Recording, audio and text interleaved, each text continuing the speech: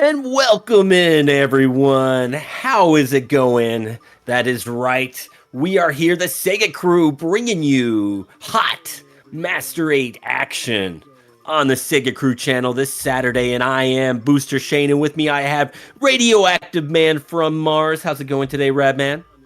Doing great. I don't know how I'm going to follow up that intro, but good morning, racers and everyone who's the viewers to watch the race. Good morning. Absolutely. I'm so pumped for Master 8 Day. It's one of my favorite days. I love 8-bit games. I love Sega Master System, and I love races. So you put that combo together, and we sprinkled a little bit of Sega Genesis on top this year. All these games on this list, if you've noticed, if you weren't paying attention before, are actually, backwards ported Sega Genesis games, all on the Master System. I'm sure a lot of people didn't even know these existed. Radman, were these a lot of the first time you experienced these games? What did you think? No, I was familiar with pretty much all of them. I'd have to say the one I had never played before this is Ecco, and probably Wonder Boy and Monster World. Those are the ones I haven't actually played, but I was familiar with all of them. And yeah, this event is, out of all the events that Sega Crew puts on, this is one of them that I look forward to the most because I just love the Master System. Heck yeah. What were your thoughts on the games? Yeah, honestly, I didn't know a lot of these existed outside of like Echo. But I knew that more as a Game Gear game. So you know what? I didn't know it was on the Master System. I knew Moonwalker because Retro Brando, Wonder Boy and Monster World. Grand Coon played that for us on a Segathon, I think, a couple years back, and so I was partly aware of it. But it was brand new to me playing these games. So I'm really excited to see this race because of the effort and time all these runners put into it and all the new strats and times they were able to put up. It's very exciting. And I can't wait to get this thing going. But, Radman, why don't you go ahead and introduce our racers for us here? We have up in the top left, we have Narblast. He's definitely a veteran racer to the Sega Crew. In the top middle, we got Corbett, also a veteran. Most everyone is familiar with Paul Saltine, top right. I want to say this might be my first race actually seeing Paul participate. I might be wrong, but it's possible. Bottom left, we got Arnau. He's also a veteran racer, been doing this a while. And then a returning racer, J. Fred. He joined us for Sega 8, I believe, from last year. So we got a great lineup. Yeah, this is a great lineup. Paul participated in Master 8 1 and 2. I think 3 he had to do offline. He had a wedding, I believe, to attend. Okay. But Narblast and Corbett are both returning champions. And, Narblast won Master 8 number 2. Corbett won last year's Master 8 number 3. So it's exciting to see. Are we going to have our first returning champion? Or are we going to crown someone new? Because with this list, really, anything can happen because there's some, really bad spots for these racers. Earthworm Jim right out of the gate. There's a clip they got to do twice. It's easy to die on it. We'll see something happen there. Sonic Spinball, who can really play that game? I mean, come on, give me a break. It's all luck. They're all just hoping and praying that Sonic goes the right way. And Dynamite and Headdy can throw you a curveball too. And of course, Mortal Kombat, just because of how sometimes the game's not going to let you do what you're trying to put your inputs into. It's whatever the game wants. It's their game. They play by their own rules. So it can really be anyone's race. And I'm really excited about these guys. A quick shout out to Patak, who's put down a most prolific speed run list of Master System games, and most of these runners are on here are top competitors on that list or are up and comers. Sadly, I believe the top 3 runners on that list are all retired which Radioactive Man from Mars at number one. He's I believe you were retired from racing. Is that correct? That is correct. Yep. So these are really the new, breed right here. Narblast, Corbett. You got the up and comers, Paul Saltine and Arno. These are all Master System runners that are been making a name for themselves, the top of the lists right now. And it's exciting to see them in the race format because, as everyone knows, a race is different than a speed run. You can't just sit there and hit reset all day. They've got to play 8 games in a row, and whatever the games throw at them, they just got to live with. And as a viewer, that's always fun to watch. So I think, what about you, Radman? You think we're ready to get this race going? I think we're ready. I think everyone's just like, start the race. Let's go. Absolutely. I think so too. I'm going to let the racers all know that we are at that moment ready. So get into your blocks. All right. We got all Earthworm gyms up there. So I am going to let them know, and we are going to see the countdown clock begin. And it's a little bit of a delay. Let's see when that clock counts down. All right, let me. The race has begun. It does look like I'm having some issues with this timer. Let me reset this, and we'll get to the bottom of it. One of the first things you notice when you fire up this game and start playing it is the frame rate. Right as soon as that first screen loads, it just starts lagging before you even start moving. So it's your first impression is, oh my goodness, this is going to be just awful to play. I'm sure the first impressions were, oh my goodness, all these games at once are killing No Diggity's PC behind the scenes. There are tech issues. No, ladies and gentlemen, there are no tech issues. This is what Earthworm Jim on the Master System looks like. And, it was a lot of fun seeing the racers really get into this game because just looking at it, it looks like something you don't even want to poke a stick at. Yeah. It's just like, this can't be fun. And I don't think I heard a single complaint from anyone about this game. I think the first week, just because, of the way the game looks and feels, it... before I mention that, I want everyone... Narblast and Corbett have found a way to utilize ducking in this fight to get rid of any lag. It smooths it out just by ducking. So you'll see Corbett and Narblast doing that. Yeah, and lag reduction, huge part of this. So very nice find. Oh, it looks like Arnold's utilizing that too.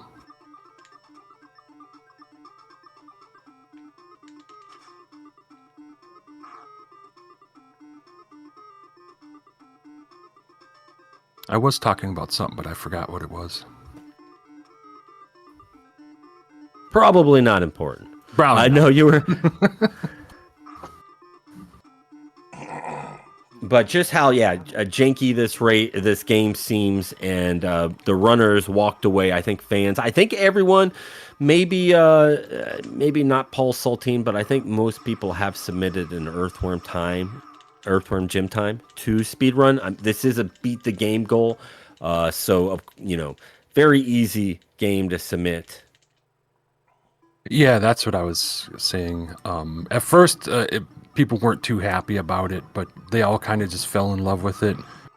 I want to say Narblast was the first to throw up a world record on the speedrun website, and then Corbett topped that, so he's at first. Narblast is at second on the boards for this game. And this, all right. Oh, go ahead. I'll go. I was just going to say we apologize for everyone's eyeballs right now. This level can definitely... And now we got 5 of them at once. Just hypnotizing everyone. But And we this, will see this section here 3 times in this run. Just like in the Genesis version, you always have to play Andy after you beat a level and beat him in a race, or you have to fight him. And just like in this port here, if they lose this race, they'll have to fight Andy. We probably won't see that. I actually haven't seen anyone fight Andy, so I think everyone will be safe. You'll see those speed up power ups. They're the kind of the flashing, glowing red orbs. Those are all actually set by RNG, so we'll actually see a lot of time gain and loss in this section early on in this race, and it's all RNG based. I've seen runners zip through this very quickly, and I've seen this take minutes. So as you can see, we've already seen Corbett lose a little bit of time there as J-Fred, Paul, and Narblast are already exiting the race section here.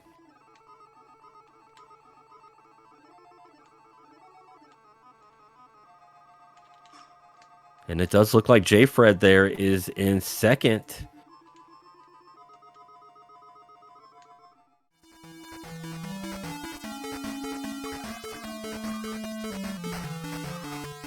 so this portion Narblast is on is the new skip that they were able to find while they were practicing.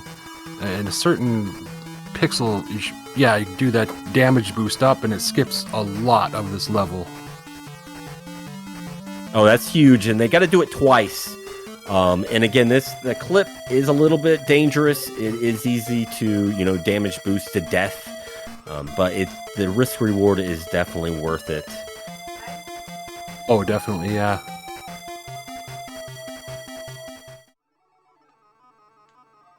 And this is, this one is, got the Genesis counterpart, but the big difference is for this version, they removed a lot of the levels. There's actually only, not counting the Andy Asteroids section, there's only actually 4 levels in this entire game. Yeah, once you get past the water or pod race, it's just the final level. So they gutted most of this game. Just brought you the first 3 levels basically, and then the final stage. And you'll notice a lot of the racers are sitting there on that slope, just shooting their weapon blindly. That's because it's very specific placement. So the shooting allows them to dial in a better foot placement, I guess.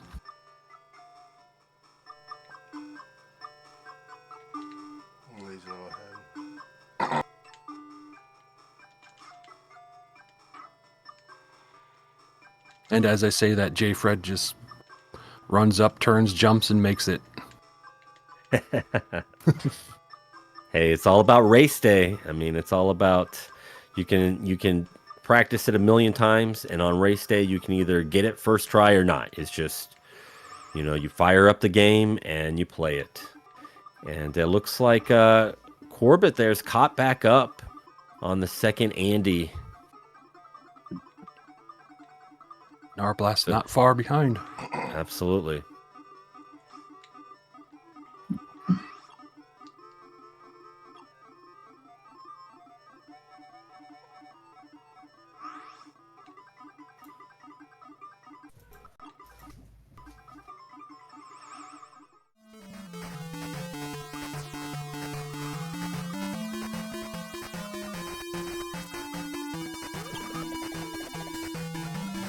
Oh, didn't realize that was on that screen. Sorry for any audio difficulties.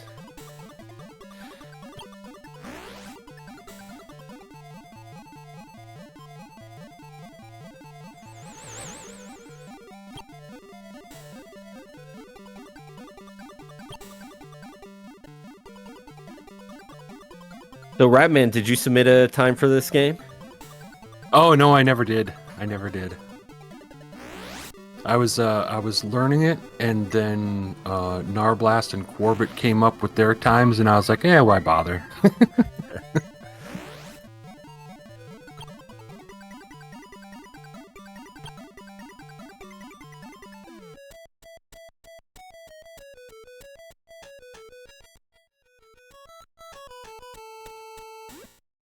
All right, and there we go.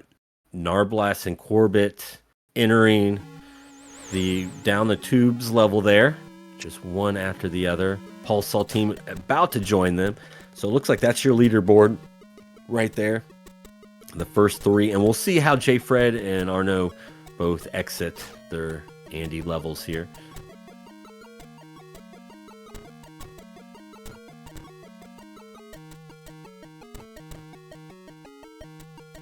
But Core and Nar very close together.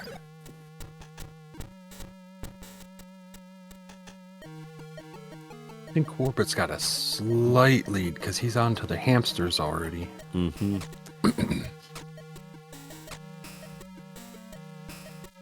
We found out, what was it yet? Was it last night that Corbett completely broke the game? Was able to make it to this submarine before it had even spawned, and ended up in the top of the screen. And that sounds like Corbett because he did the same thing with Vampire Master of Darkness. Oh, the Game yes. Gear race. The night before race time, just completely broke the game.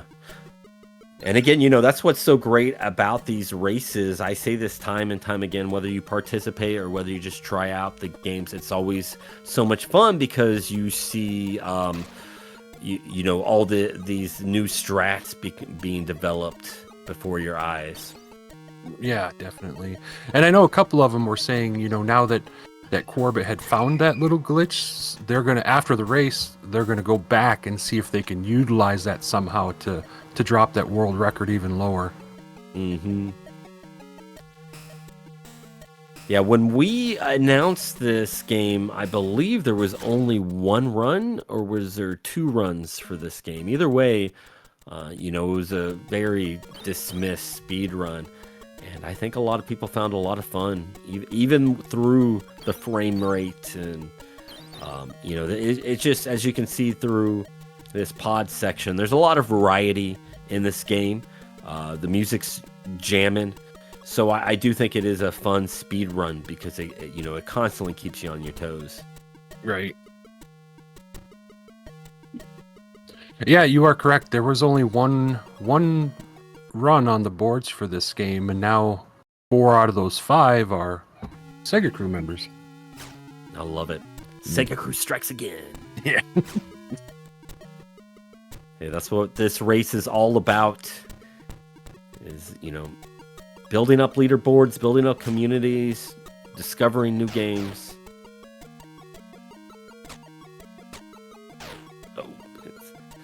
Yeah, as you can see from Paul and J. Fred's screen, hitting those oxygen tanks can be a little tricky. This game can be for how clunky it is, ask you to be very precise, which sometimes isn't. It reminds me a lot of the next game we're going to see here, which is Ecco. There's a few. If anyone that's played Ecco, it's very momentum based. It makes sense as you're swimming, but the game asks you to do a lot of precision type things that weren't well suited for that type of game. So there's some parts of Earthworm Jim that remind me of that.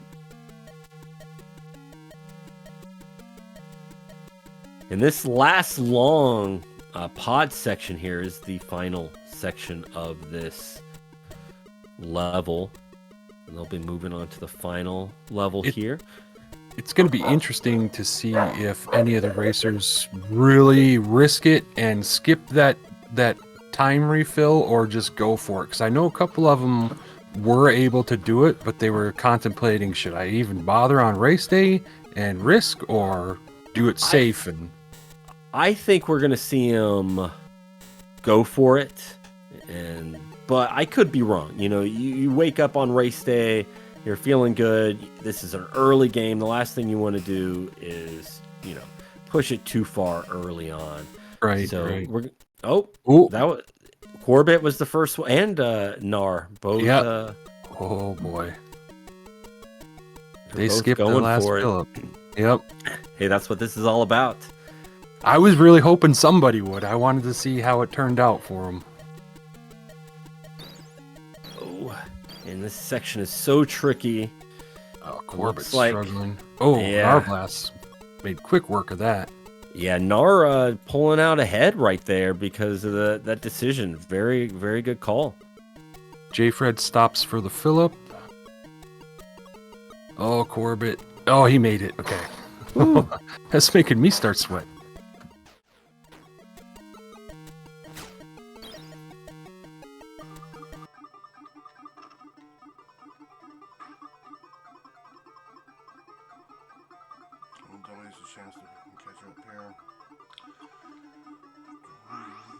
I apologize if there's a ton of background noise. I got kids home. They're all being crazy. That's what Saturdays are for. Now, this level coming up, each level, the game does not refill your life. So, again, it's going to be interesting to see if the racers just go for it and possibly take a death in the middle of the level, or just take a death at the beginning so they have full health and a guaranteed pass.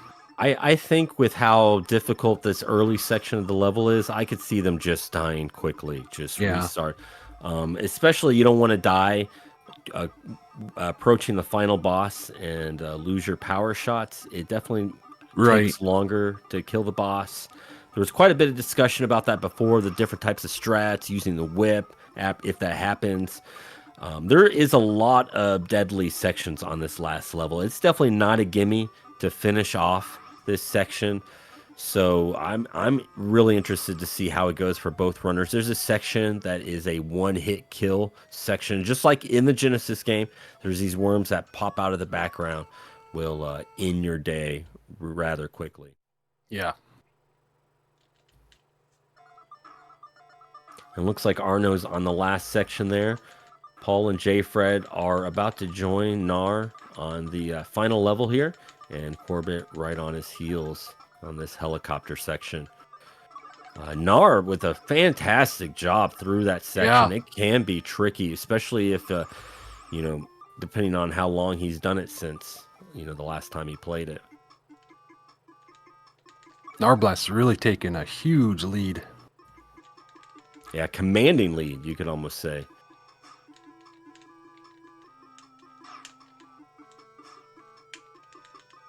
Little trouble with this section. This is, there we go.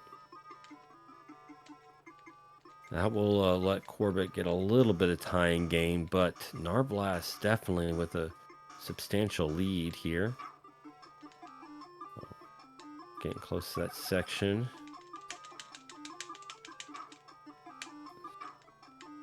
See what happens to Narblast here if we can get past these worms. And it's all kind of a timing thing. There is a death there. Luckily, he's right by that continue. He can attempt again. I was just about to say it's a little timing thing, and you kind of got to hesitate before you jump. And it's very easy, especially on race day, to just press it to, just want to go. And I was wondering what the timing was going to look like, especially since grabbing onto these things. Okay, he has passed the worm section. It's to backtrack a little bit. Just that little time Corbett was able to take first. Yep, they swap places. Very exciting race. Again, it can easily go back and forth like this all race long. And they are both headed to the final boss here.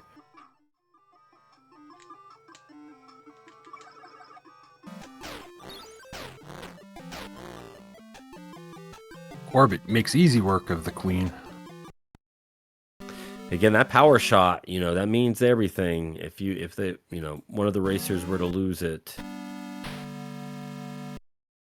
Oh, looks like Narblast's gonna have to attempt it with just his whip and his gun. So now we can see both strats here. This is going to allow J-Fred or Paul Saltine also to climb back into this race. Let's check back on them. Yes, J-Fred now is approaching the final boss. So Narblast still working on the final boss. We'll see how quickly J-Fred can take care of the queen. Yeah, without here. those power shots, that queen is a beast. It's a big difference. Huge difference. J-Fred moving on to Ecco now.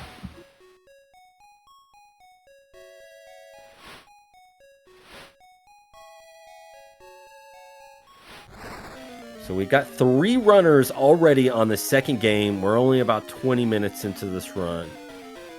Paul, Saltine, and Arno right behind them on the final stage. Paul about to approach the final boss as well.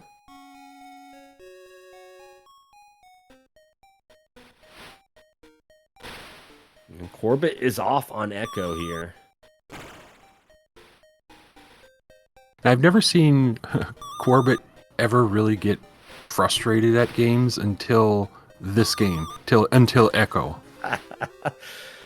That's I'm sure that's not uncommon for a lot of gamers. Yeah.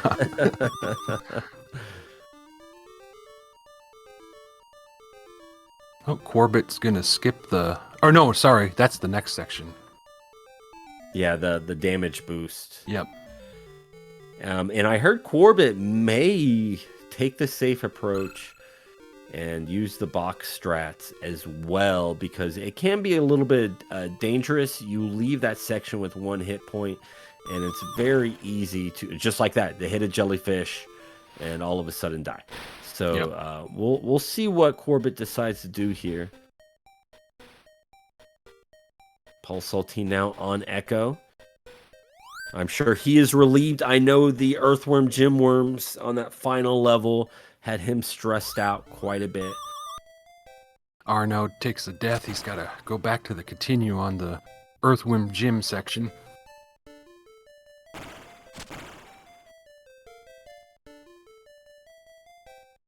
Earthworm Gym, definitely a tricky game, especially on race day. Let's see how he deals with these worms here. He's trying to coax them out. Nice. He's through that section here.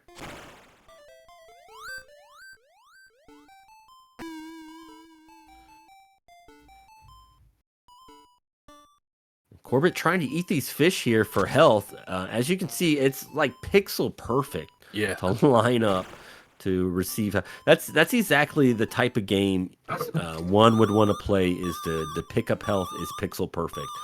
Corbett doing the damage boost through here instead of the safety box strat. He is out of there, but only 1 HP left. Nice avoidance of the octopus there. That can be trouble.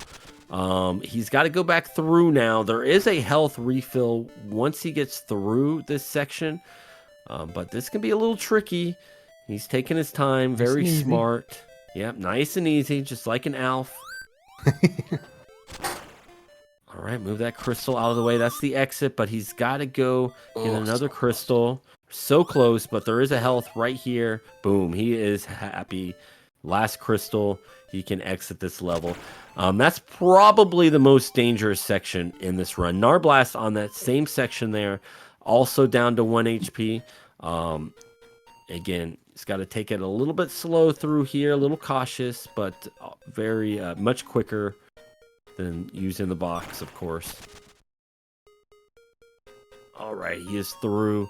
Hopefully the game doesn't throw anything his way that can't handle there. That crab, that's really your last obstacle. And, Nar skipping the Yeah. health refill there. I guess he's like, home free. There we go.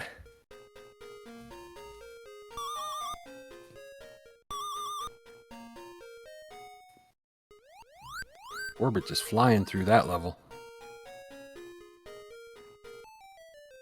And, if you notice Corbett versus and Narblast versus J-Fred over there, just the speed they're able to gather, I'm wondering if J-Fred is mashing too quickly. It's more of a rhythm, and it does take a while to really pick up, but both Corbett and Narblast definitely grab that rhythm. They're are very fluid dolphins out in the sea right now, especially on that open ocean stage Corbett's on, which is the last stage of this goal of this game. So he is about to move on. Nothing very tricky on this stage. It's just more technical. It's that swimming. Narblast. I'm not sure what happened in Narblast. He's having to redo this section again. He was having a lot of trouble with that angler fish where they just kind of, instead of using the box, they just kind of swim past, really beat him up. So he was stripped down to like 1 hit left. So I think he was just, taking it easy, making sure he finishes the level. Yep, very wise. J. Fred now going through that section. Oh, takes a hit there. That's very tough. Corbett moving on. Narblast now on the final stage.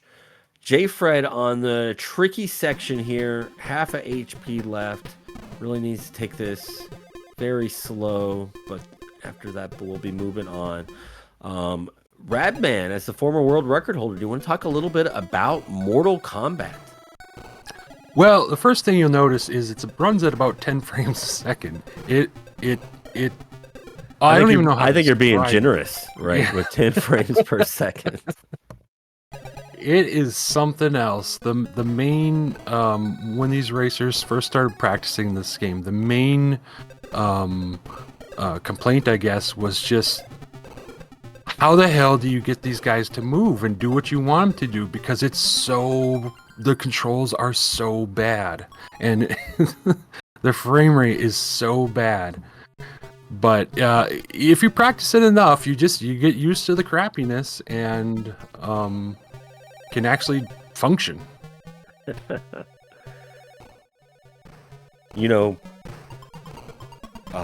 One thing with this game as well, a lot of Master System games will not read every input.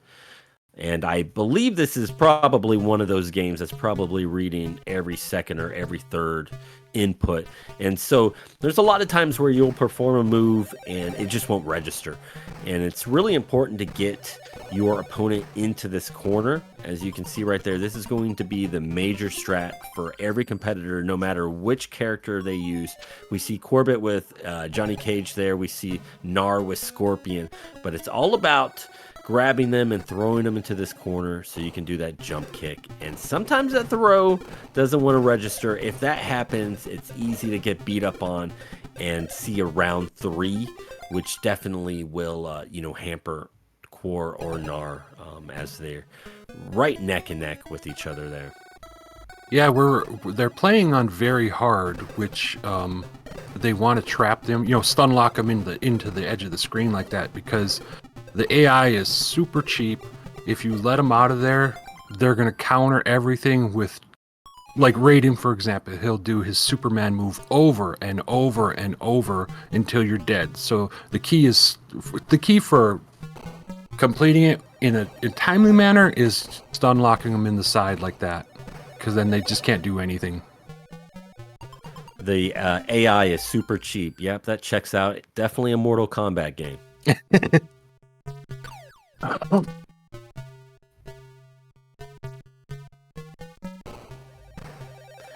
I know Paul Saltine also rocks the Johnny Cage.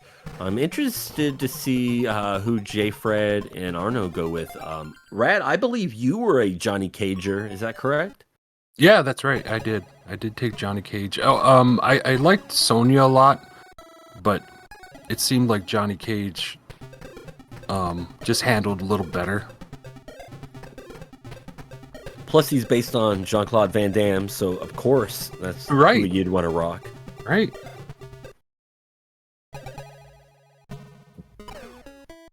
And when I played it, I thought that the enemy roster as you climbed up was random, but I found out yesterday, I don't remember if it was Corbett or Narblast, said no, it's actually set depending on the character you pick.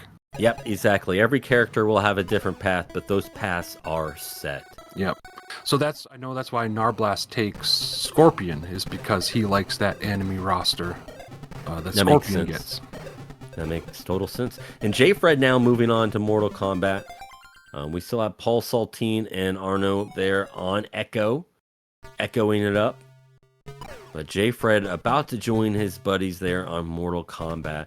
And of course, the goal on this one is the Endurance one, which is the first double enemy round. So that you'll have to beat everybody, including yourself, in the mirror round. And then you will have to play 2 different characters. Corbett right there on the mirror. So he's got this round and then the next following round, and the goal will be complete. Narblast right on his heels. Again, these are the 2 returning champions. We got Corbett, who won last year. Narblast won number 2, and they are just neck and neck, and it really could be anyone's race. So either one of them's going to keep the champion title, or the other one's going to be taking it away. Well, That's right. At this point. And we'll have our first returning champion.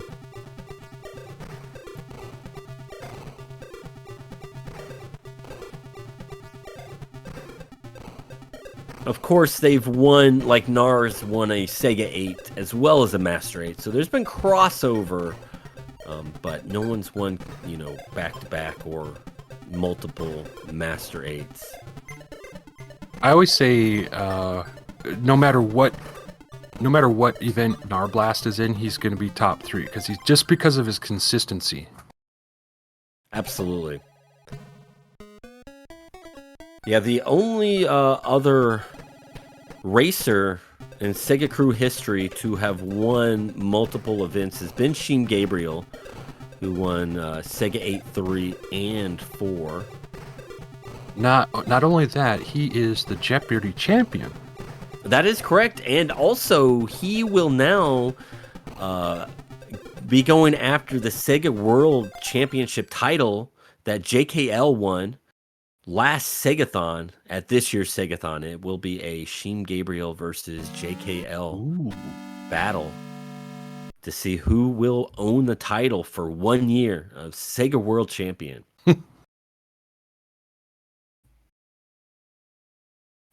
Oh, Narblast and Corbett just right next to each other, loading up Michael Jackson.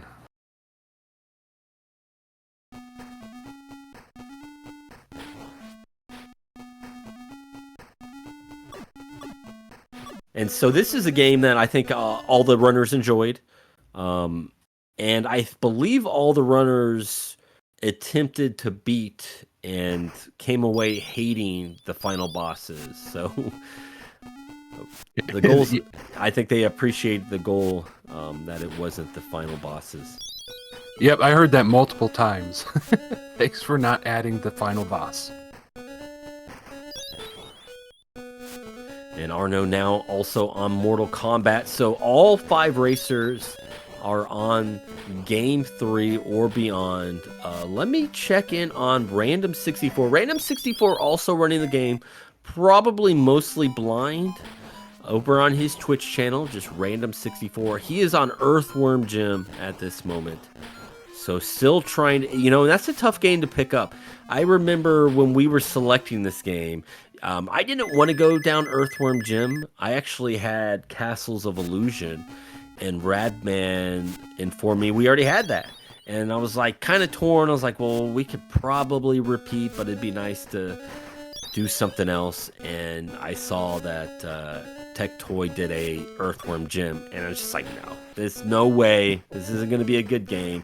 But, I got Radman here, and he's my guinea pig. So Radman, play this game. And so he came back, and he's like, great choice. And I'm like, no way, right? Come on, no way. So I play it, and I'm like, no, this game's ass. And he's like, oh, I love this game. It should be a beat the game goal. And I'm like, beat the game goal? I can't even get past the first level. What is he talking about here? And so the more I played it, the more you enjoy it, and you kind of get into it, and its quirkiness, and it kind of suits Earthworm Jim, because it's an off-the-wall game anyway. So I'm glad we went with that. And, we made up to all the runners by putting Moonwalker on this list because it's the complete opposite over here. It is a very smooth game. It handles well. It runs at 60 frames per second. It's a well-made game. Right. It's going from Earthworm Jim, Mortal Kombat, to Moonwalker. Moonwalker feels so smooth, and controls feel so tight. And these racers are all making it look easy. This is a very difficult game. It is a, kind of a, grab an item type of game. What do you? Search, find. Gosh, the words just leave in my mind. But yeah, it's one of those games which aren't always great speed runs, but because of the music, because of the way this handles, it is a lot of fun. Of course, the racers, they have to save these children. Michael Jackson, the hero of the world, from Joe Pesci, who's kidnapping these kids. Michael, of course, is saving them. And so it's all about, memorization and, figuring out, remembering where all these children are, so you're not searching the same door multiple times, because the way these stage designs are built, there's actually a lot of retracing. I don't think there's a single stage until you get to like the cemetery and stuff where you're not retracing your steps at some point. And it's very easy to, oh, did I check this door? Oh, there's an enemy behind here and he just hit me. Okay. So, it's all about, memorizing where all these kids are. And the dance moves. Those two things. And I don't remember if you mentioned it or not. I think one or two people were actually had made maps for this game, for all the racers, for Moonwalker. That is correct. I believe Patak was the first racer to make to upload the map, and then I can't remember if it was Core or Arno who actually went through and marked where all the kids were. I could be misremembering as well. Yeah, that sounds correct though. I was talking to Narblast about Moonwalker when he was practicing last night, and Narblast, I apologize if you don't want anyone to know this, but I asked him, was Moonwalker a difficult game to learn? Because, like you said, it's find the children in here, in this door, in this trunk, wherever. And he says, I don't know, I just look at the maps. Really? Perfect. You didn't even learn it? And these maps didn't exist until this race. There were resources online, but you kind of had to put in the work. Well, the racers put in the work for everyone. They're free to everyone. So if you're wanting to learn this game, which we don't really advise because the final bosses, but hey, to each their own. Definitely use those resources. And that's another great reason for these races is the amount of new resources that are created. Every event, watching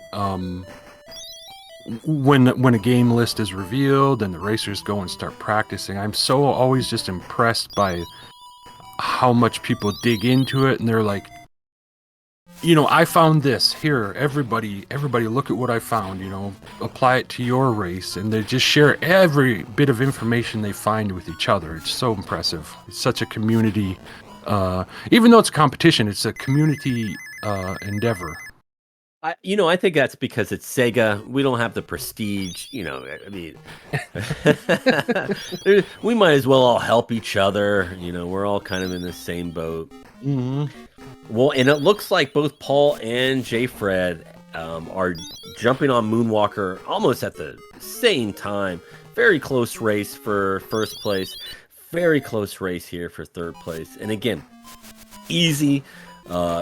Anything can easily happen on the next game, which is Sonic Spinball, which I'm sure all they do is with their controller in hand is just hope and pray and push as many buttons as possible and attempt to get Sonic to try to go in the direction you want him to go. Yeah, and I found out, I didn't know this either until talking to Corbett and Narblast last night, that if you just don't touch your controller and instead of like mashing your buttons at the load up of Sonic Spinball, Sonic actually controls differently if you just don't touch anything until you hit start to go.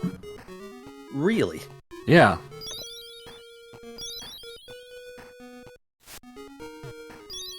I expected the most pushback from Mortal Kombat, but it seems like most people just don't care for Spinball. You know, and that's why the goals were short. You know, you're going to see here with Moonwalker, this is a very long goal. I mean, even though it's not a beat the game goal, it's actually one of the longer goals in this race. And that's just because, you know, we want to extend the fun times and minimize the you know, some of the games that, you know, might not be enjoyable. You know, kind of like how we did Tasmania a couple years ago. Mm-hmm. And, you know, I don't think that's a terrible game like most people do. It might not be the best race game, but I guarantee you if we only had the first 3 levels as a goal instead of a beat the game goal, I think most runners would not have cared. They probably would have been like, yeah, that game sucked. But, you know, it only was like 5 minutes long, so not a big deal. So that's kind of what we did with Spinball was here's a little sample, but not long enough for you to swear my name and Radman's name as you're playing the game. See, that's me and Booster. We care. We're looking out for the racers. That's right. As 2 big Sega fans and speedrunners, we protect our Sega boys and Genesis sisters. Plus, would you rather play 15 minutes of Moonwalker or 15 minutes of Spinball? Oh man. There's a few of those people out there. I think No Diggity's one that's like Spinball, obviously. Now this section that Corbett and Narblast are in the caves here, this is probably my least favorite level in this game. It all just looks the same. It's so mazy. It's so easy to get your butt kicked. These platforms don't always work.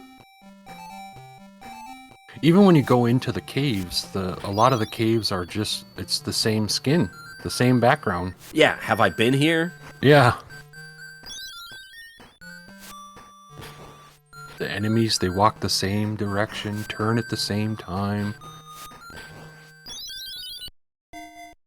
So you can see some of these descending lines as well, so you can hastily descend, are very tricky coming off these platforms, but both Narblast and Corbett doing a great job. Corbett here on the spider boss here. And it looks like we have all racers on Moonwalker now. All these racers just bringing it today.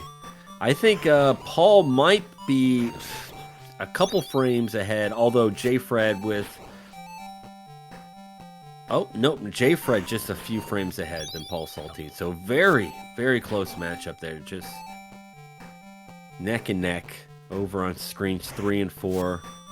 Of course, Quor and Nar also super close here. Could be anyone's game.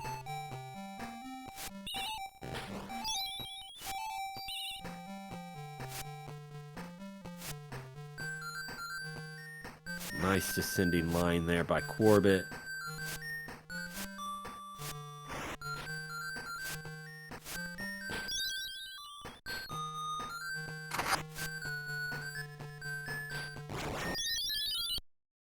Have you ever beaten Moonwalker?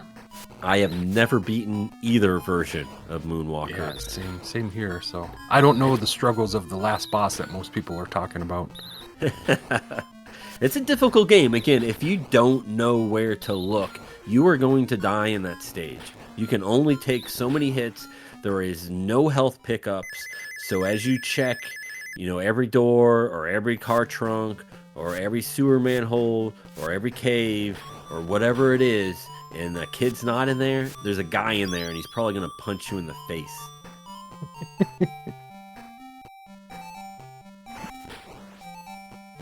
Why do all these people want to punch Michael Jackson in the face? I mean, you're either a fan or you hate him. He's so polarizing as a character and person that you know, you either want to hug him or hit him, I guess.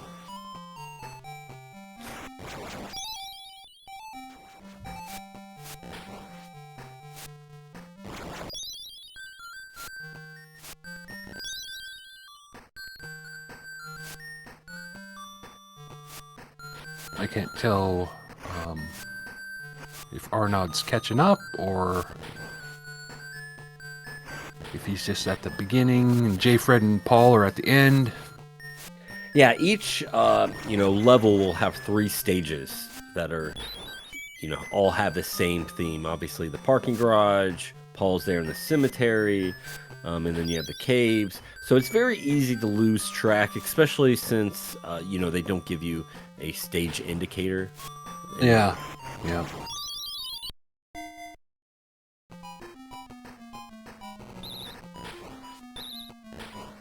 Oh, I see what you mean. Narblast and Corbett still on this stage. It all looks the same. I don't know how to keep it straight.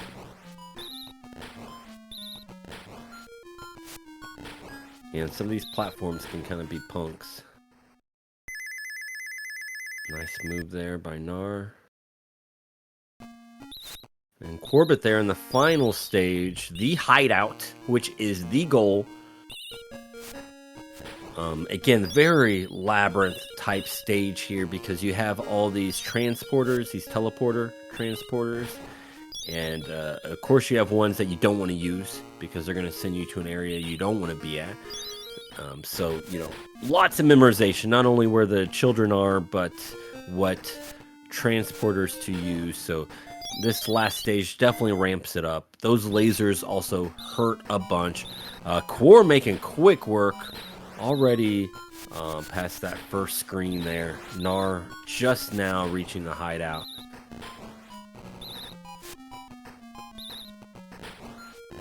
So I'm not familiar with this level, but I see Corbett and Narblast both punching some computer consoles. I don't know what. Yeah, that's how you got to turn on the transporters. Or no, turn off the lasers.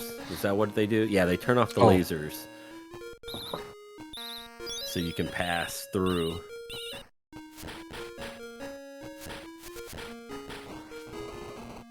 And obviously open that door there. They do a lot of things. Yeah. Computers do a lot. Overall, I think most racers had a good time with Moonwalker. And this boss here that Nar's on, this is tricky. It's as you can see, going back and forth. Nicely done by Nar there. Very easy to die. And then this section, I believe this is the final stage in the Hideout that Quor is on. Very difficult. If he falls down those pits, he's going to have to redo some of the stage. Luckily, obviously grab the kid first.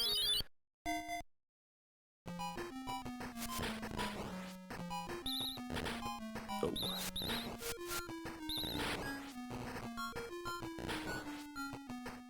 And Paul Saltine is over there on the cave stage. J. Fred still over in the cemetery. Arno just entering the cemetery as J. Fred's just about to leave. J. Fred now in the caves.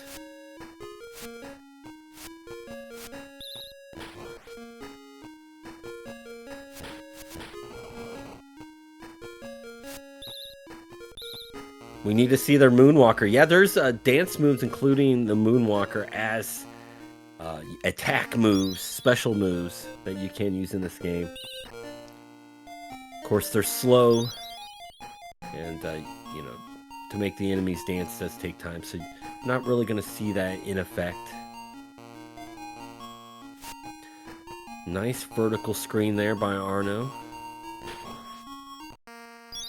So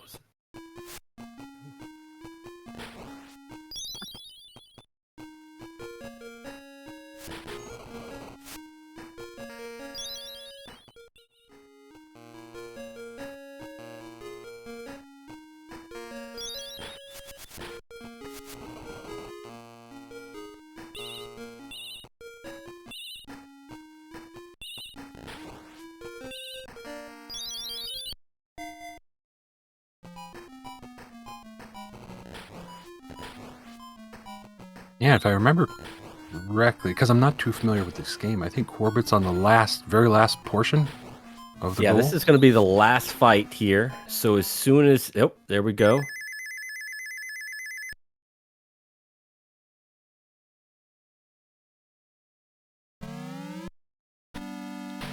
And All right. Nar not too far back as well. And of course, we got Paul just a little bit ahead of J-Fred. Arno has now entered the cave system. As Corbett gets ready to fire up the best game on this list, Sonic Spinball. This game or Mortal Kombat. Those are the two games that are definitely top tier on this list here. Oh, yeah.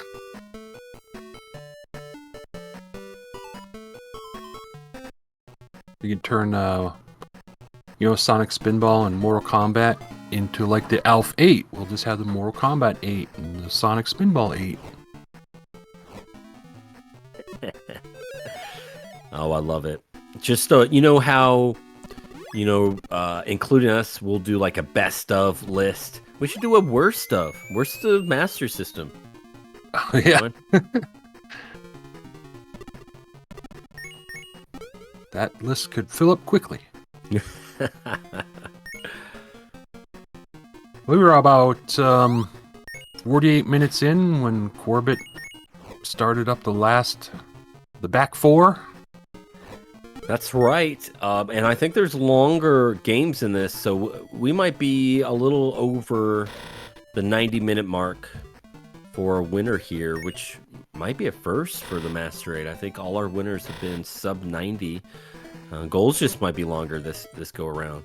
Although, without the mandatory 45 seconds between goals, I believe most of these runners were at or under that 90-minute mark. Yeah, I know Corbett and Narblast were shooting for sub 130 on race day.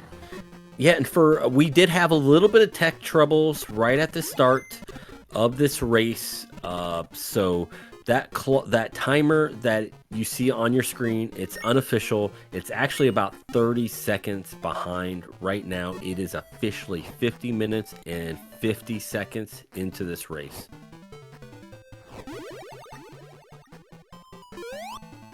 So this is the one where it could really change the lineup, because Sonic is just unpredictable in my opinion. And you got to, excuse me, and you got to go to a lot of areas to access these crystals, these gems. And so we're going to be seeing, these guys in these areas for a bit here as they're trying to unlock each section. So there's an upper section and a lower section, and you have to get to the upper section 3 times, once on each side, to access 2 of the crystals, and then either side to access the one in the middle. All you got to do at that point is fall back down. So then you got to access the top section again for the 4th time. So, yeah. So there's a lot of skill involved in this and a lot of luck. Oh, that was very nice there. The nice thing done by Narblast. The nice thing about them playing on the easy is it's very hard to die. You really have to try to lose a life in this mode. We might be seeing Narblast here taking the lead, showing how Spinball was really kind of a was going to definitely change the outlook of this race. But I believe Spinball wizard. But I believe Narblast is he's getting that 2nd crystal, and now he just needs the one in the middle.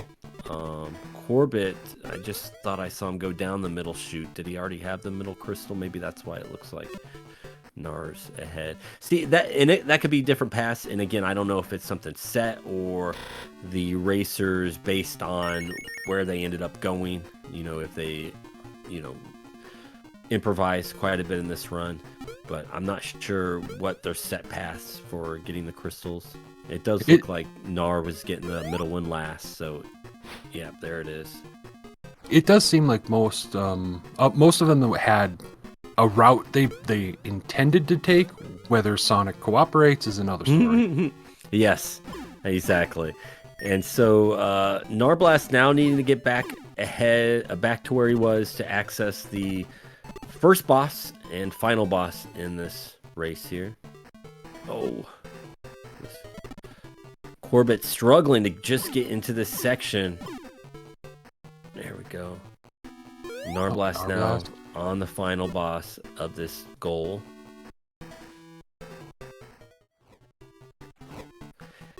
And Corbett right there with him. Obviously, Narblast taking a little bit of a lead just based on Sonic Spinball. Corbett came in quite a bit ahead with Moonwalker.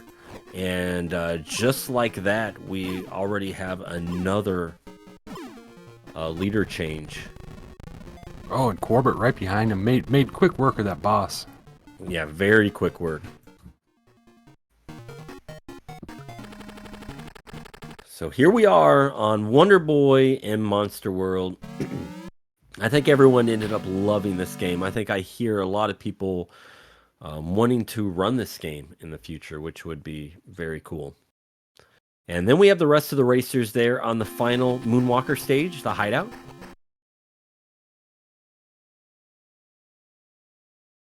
Nar and Core just neck and neck here at the 55-minute mark. So to add to your comment earlier, this Wonder Boy, everyone loved Wonder Boy, and like you said, most of them want to plan on going back and running the entire game because they had so much fun with it. And J-Fred there now past Moonwalker as well, so we will have J-Fred now will be on Sonic Spinball.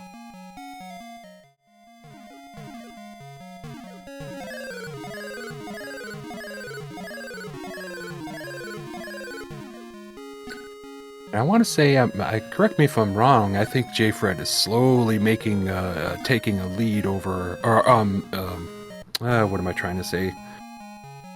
Expanding the lead he has over Paul and Arnoud. Well, getting back to the full five here, it looks like Paul is just a few seconds, I'd say maybe 10 to 15 seconds behind J-Fred. At one point, Paul was ahead of him in Moonwalker, so J-Fred obviously was able to make up some time there, especially in that Hideout stage, and overtake Paul. It could all go to hell right now. Spinball is the great equalizer in this race. Yes, it is. Yes, it is.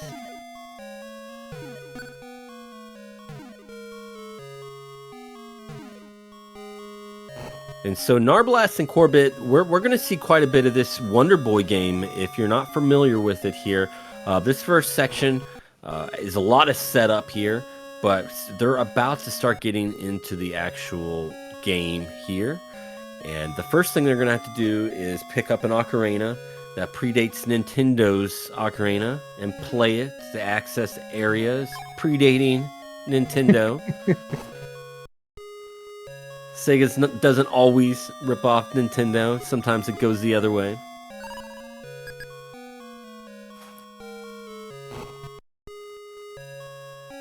And Narblast tanking quite a bit of damage there.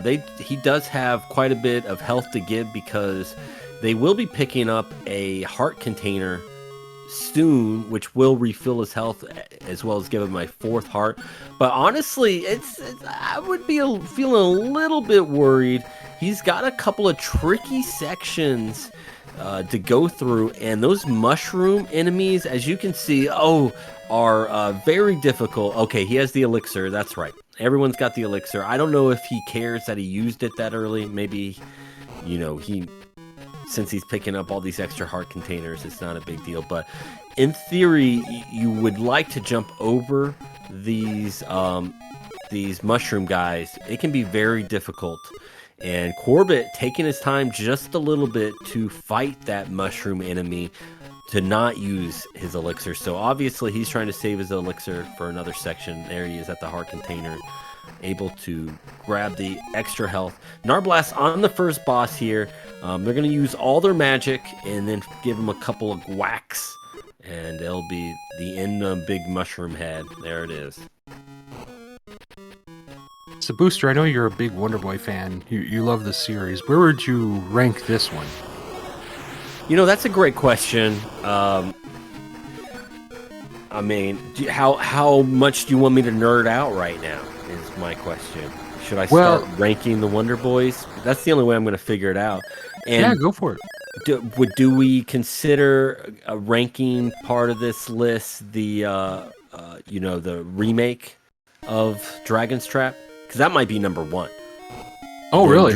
Oh, yeah. It is just one of the greatest all-time games. But it's also based on one of the greatest all-time games, Dragon's Trap, which would probably be my number 2.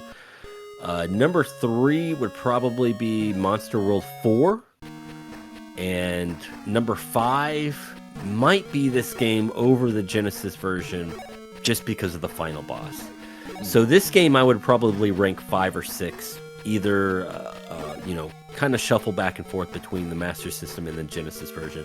Genesis version, obviously the superior game, but I'm telling you, man, that final boss is one of the worst fights in video game history, and it just makes this game just, oh my gosh, a chore to beat. Yeah. So, I mean, that definitely takes away from fun points.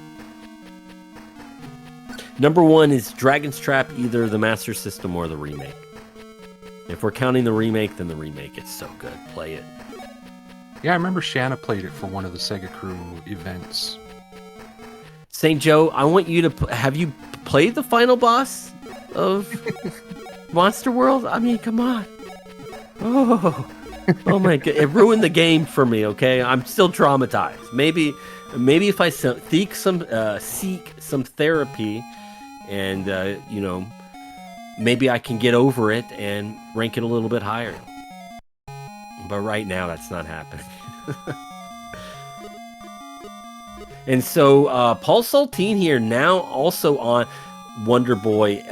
It looks like he took... oh, man, him and J-Fred really close together. But Paul Saltine is a speedrunner of the Genesis version, and it translated that skill over very well to the Master System version. So here's a chance for Paul to gain a little bit of time on the leaders and maybe separate himself a little bit from J-Fred. We'll see what happens here.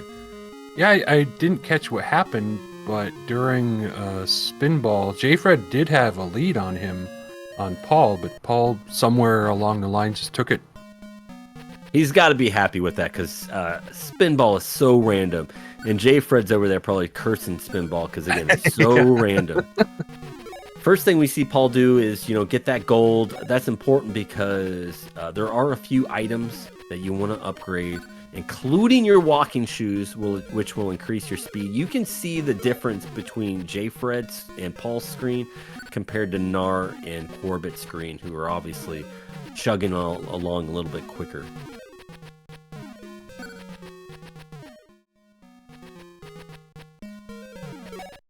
The goal that for Wonder Boy is relatively straightforward. So it's basically, could you say it just comes down to execution? Yeah, I really don't think. Execution, especially over those mushroom jumps early on. That's a big one. But really, there's no RNG in this game except for the money drops. But money isn't, since it's such a short goal, isn't that big of an issue.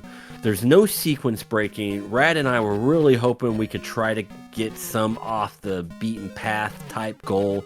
It just didn't really happen that way. This game is just made too well, I guess, quite frankly. So yeah, very straightforward.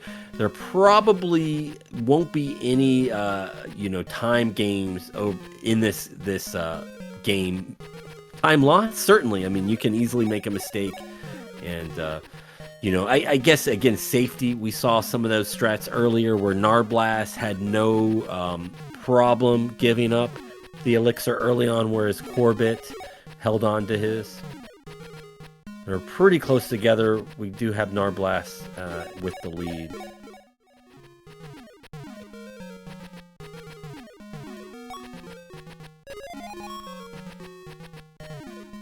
It makes me wonder if maybe Orbit hangs on to that elixir for the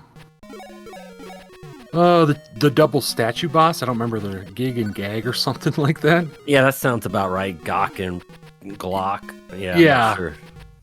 And I know he It's such an easy fight, though. I'd be really surprised that if he. I think he just wanted to keep it just in case as a backup. It's like, you know, it's race day. Let's not take our chances. Let's go into this, as safely as we can.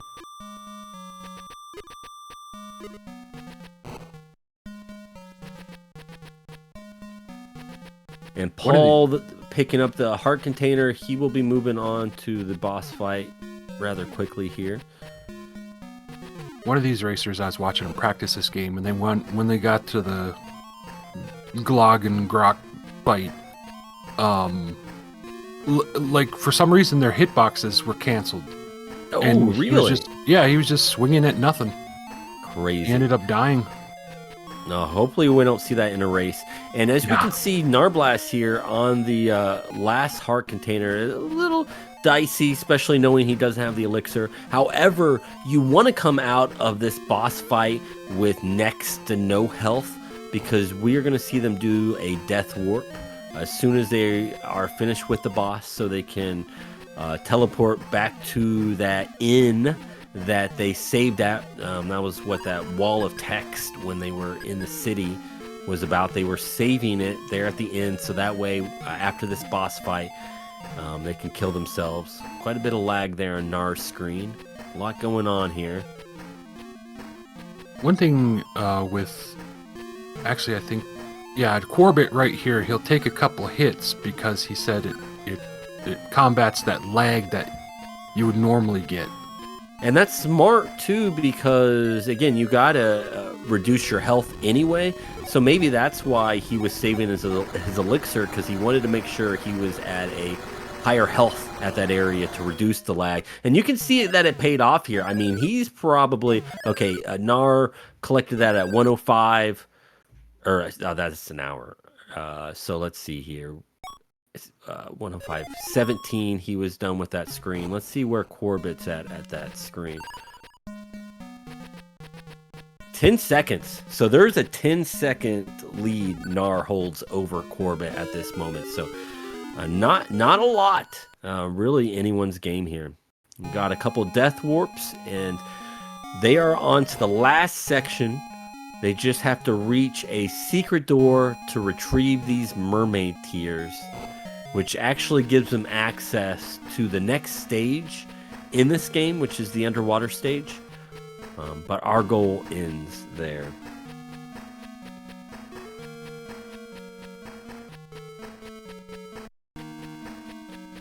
Arno still early on in Wonder Boy. J-Fred and Paul both accessing the village, the town. Paul, of course, saving at the end, buying the items. J-Fred trying to reach that area here. He's got to talk to the princess, and then he can have access to the town. And now our blast on to Streets of Rage. At 106.30, let's see whenever Corbett here.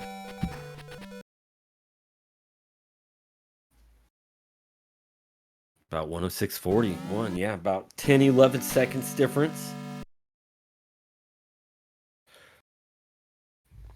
And this game can give you some problems. It's very easy with this game for some of these enemies to not cooperate, or my favorite is when they slide attack you from off screen, so you don't know it's coming, and then all of a sudden you're on the ground, and you're just like, give me a break.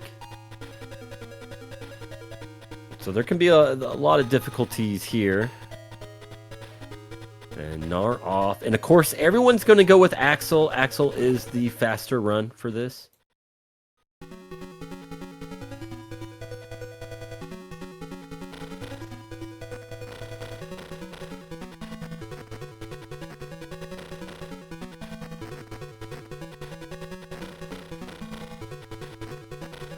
And this is another rather short goal. You know, not everyone's a beat-em-up fan, especially 8-bit beat-em-ups. So, you know, again, it's just more of a taste of Streets of Rage.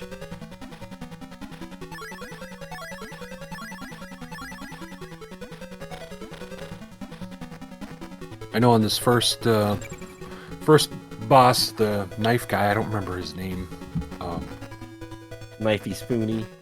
Yeah, he can cause problems because most of the racers are going to try and grab him, like they pretty much are with these smaller enemies. And sometimes he's just like, yeah, I don't want to be touched right now, and I want to stab you instead. So he can cause problems. I guarantee you, for anyone who first picks up this game, that will be your least favorite enemy. Yes. He will seem unstoppable. But as you can see, they kind of set it up to where they let him run past, and then you kind of grab him from behind. That's really the only thing you can do. You can sometimes jump kick him too, but a lot of times he's just going to stab you. And he's the fastest enemy of all time. He just races out with that knife. Arblast was able to hang on to him. And I don't know the actual controls they do. They're able to hang on to him and just not let go. Yeah, you kind of stun lock him there. You kind of just delay your inputs, so that way you're continuously doing that attack. Yep.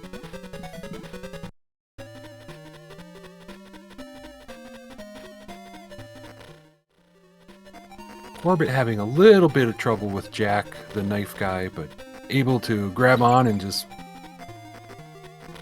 throw some knees to the chest. Mm-hmm. And even though Dynamite Headdy's another game that's rather straightforward, again, there's some sections that can cause some problems. We can easily see a few more lead changes before this race is done. Narblast, again, getting slid from an enemy nearly off screen. Just my very favorite thing. And you can really tell the difference between, Paul's experience and JFred.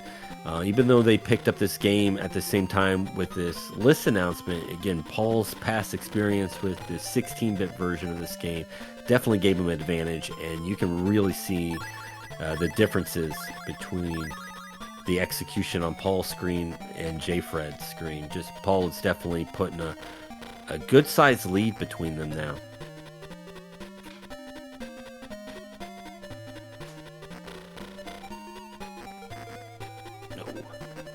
Trouble with that jump there.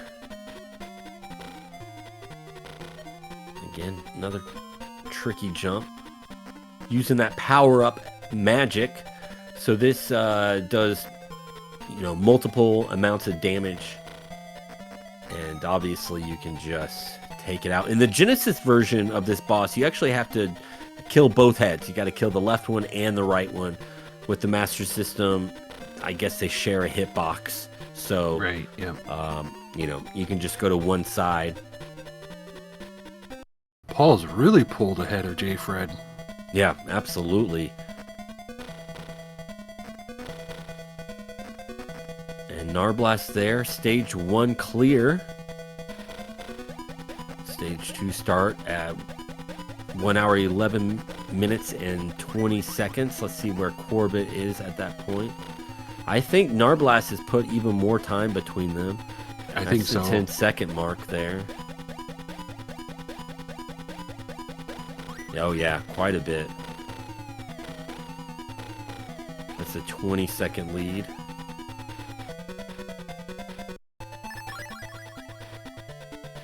About 25 seconds, I would say, difference between these two racers. But still, Dynamite Headdy's not one you can just half-ass, Not at all. Through it. Yeah, not at all. And the final boss, which feels like half the game. Oh, yes. Sometimes. There's a lot of chances to have a slow fight. So we'll see it when we get there. But just to kind of set it up real quick, the final boss goes on and off screen, which is my favorite thing when an enemy doesn't stay on the screen. It's programmed to do that, so you have all these cycles. So you can hit the boss twice, or if you miss them or you're not able to get the second hit off in time, you might only have a one-hit cycle, which will obviously slow down that fight tremendously. So there's a lot of chances, even at the very final boss of this race, to lose quite a bit of time. So yeah, I'm definitely not going to write anyone off at this point. And we could talk about it more also during that last boss fight, the hammer power-up that actually doesn't power up sometimes. It just glitches out. We can talk more about that. Yep, exactly. Well, Narblast is now on Dynamite Headdy. Paul Saltine now just jumping on Streets of Rage. So from separation between first and third is only a game, just a goal at this point. But Dynamite Headdy, very colorful game. And yes, Bradman was saying that there's different power-ups that you can collect in this game, and for the bosses, definitely the hammerhead. I think it's double damage, so that's definitely an essential part, and we'll see it in play. J-Fred making his way over to the Mermaid Tiers. He is about to access them. There's the door, hidden door. There they are. And he is now moving on to Game 7 Streets of Rage. Arno still at the Jungle Village. Still has to fight the rock boss, Gloog and Gloog. As Nar now heads into Stage 1-1 of Dynamite Headdy. As Corbett finishes the goal of Streets of Rage 2. Did Corbett freeze up? He's been sitting at... Oh, there it goes. I think just that time, he was like, God, you know, I don't need to load up the game. I got 45 seconds. Yeah. I need a haircut.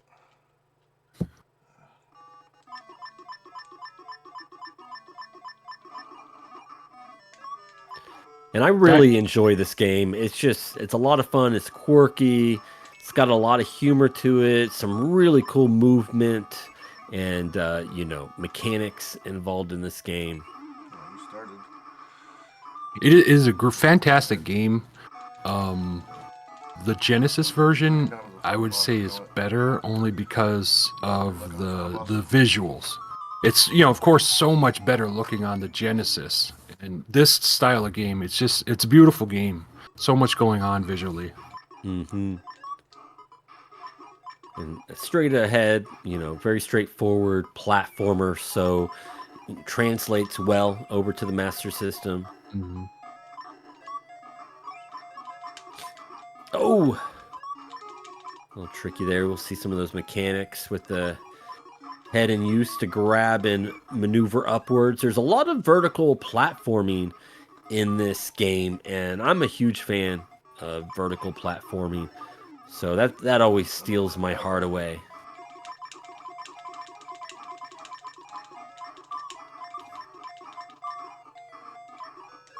This is another one of the games while I was being Booster's guinea pig where I said, we got to do a complete the game. Yeah, exactly. It was, you know, and it was one of those that it was tougher for me to play some of the other games because, like, oh, I'm still working on Dynamite Headdy. This is too much fun. Mm-hmm. I'm actually surprised. I thought people would walk away going, yeah, Dynamite Headdy was the game of the race. But they might put it top 3. But I think the racers enjoyed, you know, other games on this list higher than this one, including, of all games, Earthworm Jim. Right. Yeah, I agree.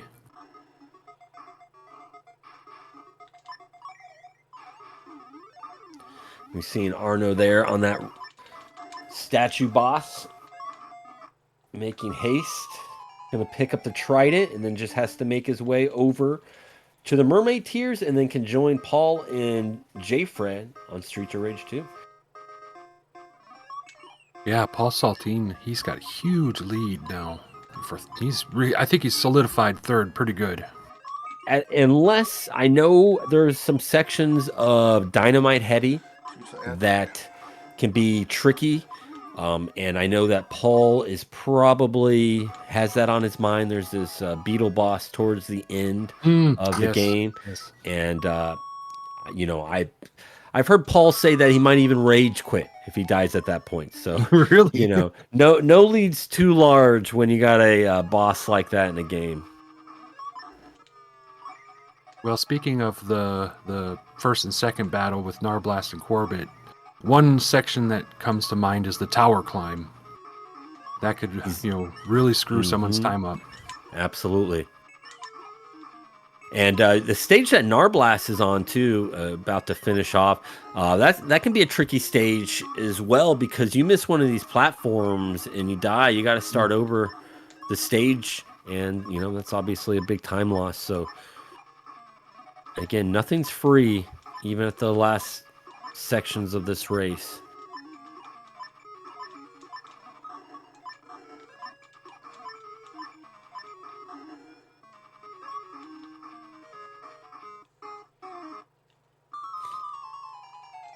Corbett also battling on 3-1 here. This is such a wacky stage. Again, just the originality of this game is what I think made it so much fun to me. It was like, oh, I've never seen that before type of thing. Definitely. One thing I was a little disappointed was they took Babyface out of the Master System version, and that boss is just goofy. Yeah. Again, yeah, that quirky humor, you wish they could include everything, but you know what? That makes the, Genesis version a reason to play that one as well. Mm-hmm. Oh, gosh, this boss is so funny. Pay attention, dude. Pay attention. There you go. And those the Electra boss that Paul's on right now, they can cause trouble because they can actually are able to stun lock you until you die. All right, yeah, the way it's not well programmed. Don't be surprised. This game isn't well programmed, but yeah, there's a point where if the Electra shocks you and you fall on the ground, you can't get up fast enough before they re-attack you, and they'll just stun lock you to death, and you just sit there, just like wanting to throw your controller at the TV, going, "Give me a chance, game." Yeah, exactly. So now Paul moving on to Dynamite Headdy with the 2 leaders here. And this is one of the tower climbs you were talking about.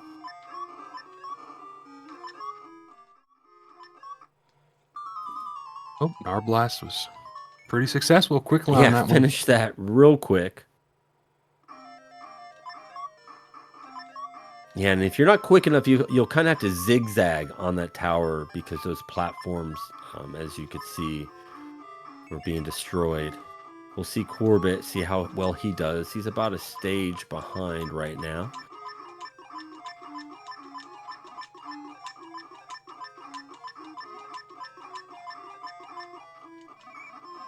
Looks like he also takes the right side right away. Yeah.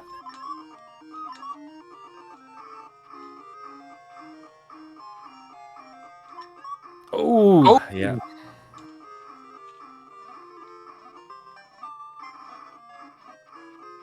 Not bad, but Nar's was perfect. And Nar on that beetle boss that gives Paul some headaches. Nar's got a great rhythm right here. Is able to get a good pattern. But that platform is you can easily get knocked off of it. And then you got to redo this whole section. Not a good time.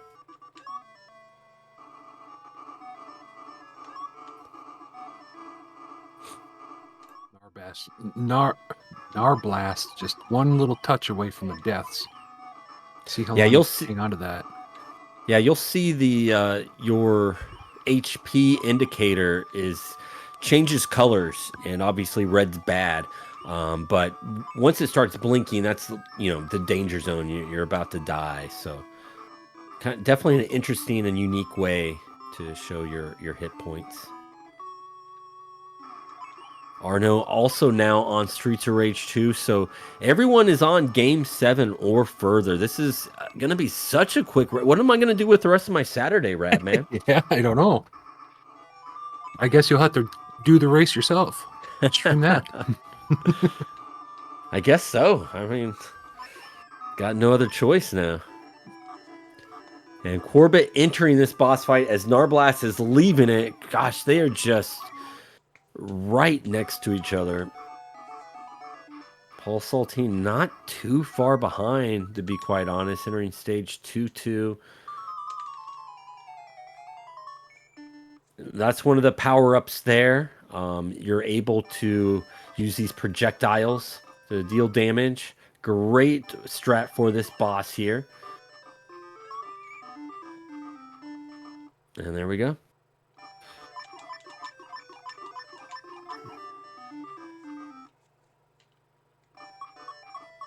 And this 5-1, this is a bunch of short screens. This is probably my only complaint about this game is how the music will reset on each time you exit a stage. And on these really short screens, you got the same 5 seconds of music playing over and over again. So my only complaint there, I wish there was some way they could have had the music play throughout the entire 5-1.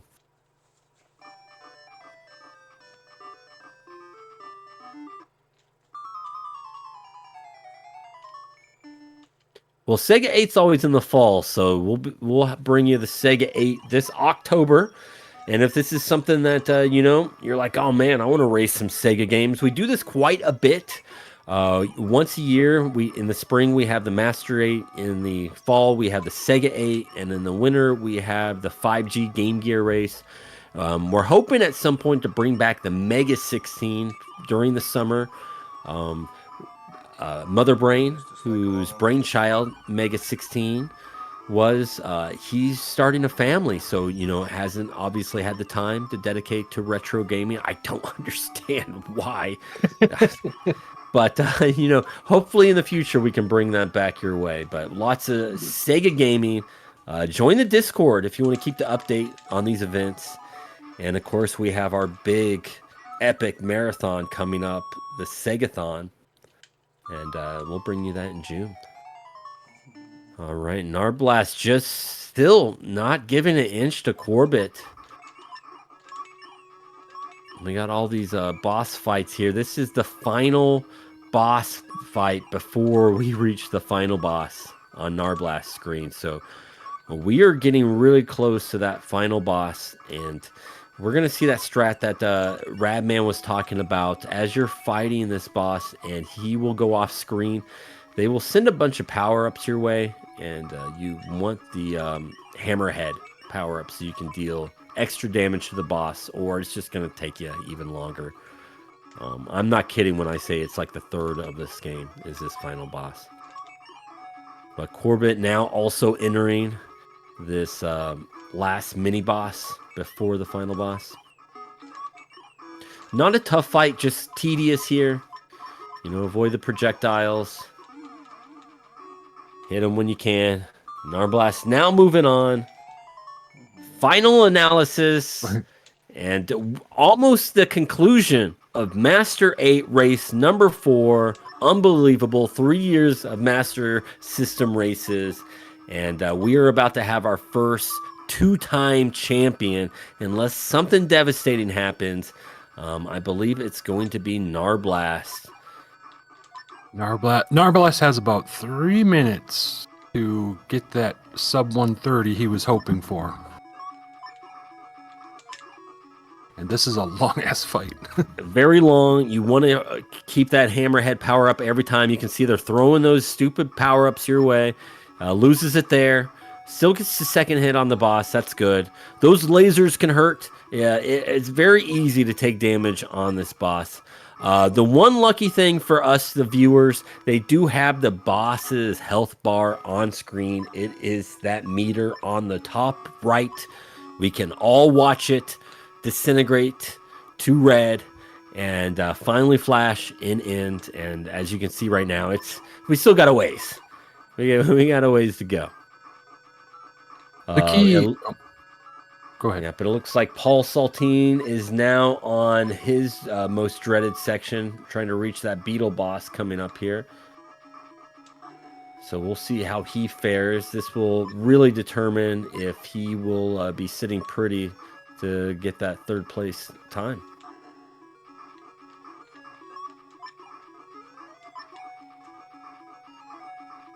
And Arno now on the final game as well.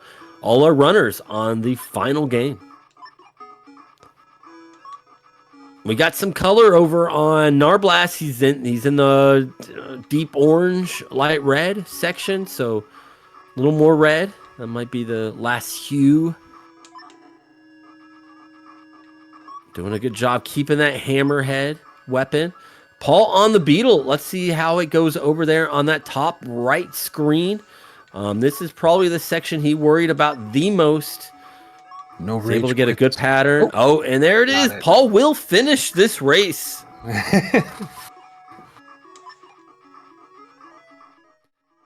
And Corbett really gains a little bit of time there, I'm going to have to say, on Narblast. Definitely. As far, what was he, almost 20 seconds at one point? Mm-hmm. 25, I'd say. I think he probably got down to 20, 15. What the fuck? It's... Oh.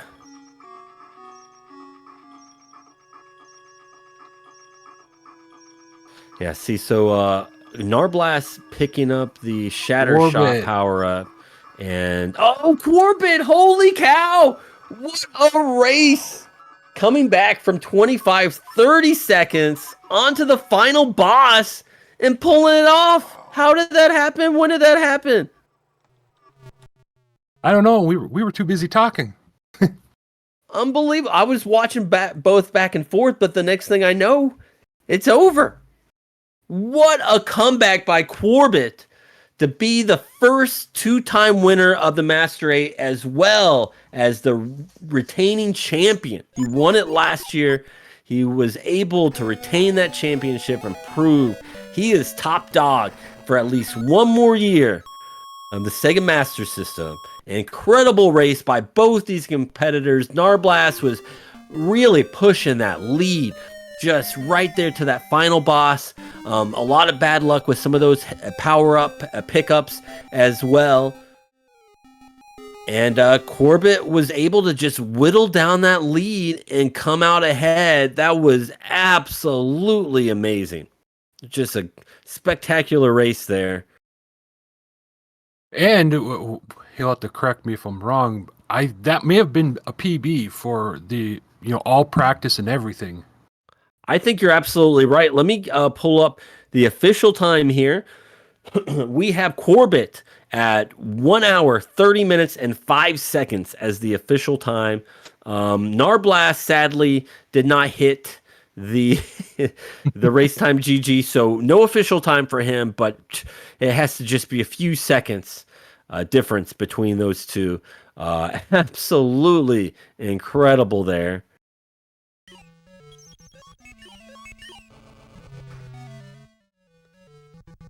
And we got Paul and J. Fred. Let me check Discord since,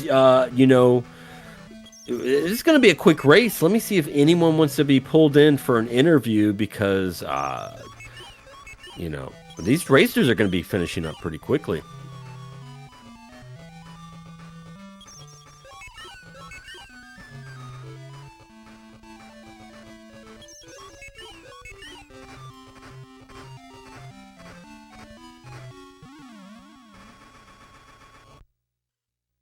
So Radman, what an incredible ending. What are some of your thoughts on did this race play out the way you were hoping to, the way you thought it might, or what were you thinking?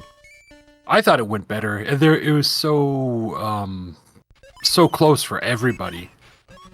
There wasn't the one time where someone had a huge lead over the rest of the group. It was just so close the entire time.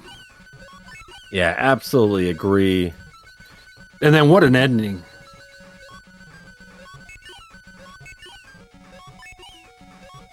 Yeah, I cannot wait to go back and watch this race, honestly, because just that comeback, I gotta see it again and just figure out where that time save was, because that was unbelievable. Yeah, when did that happen?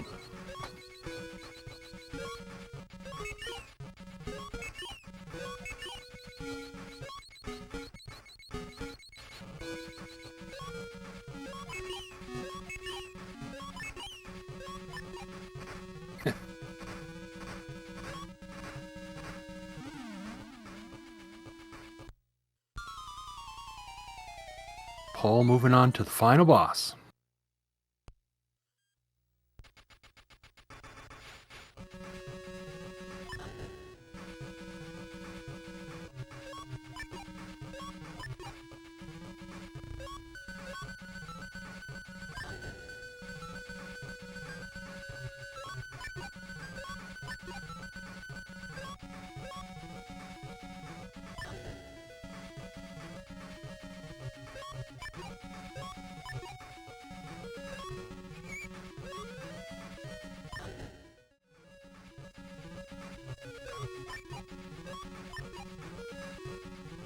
Oh, 10 seconds. Nice.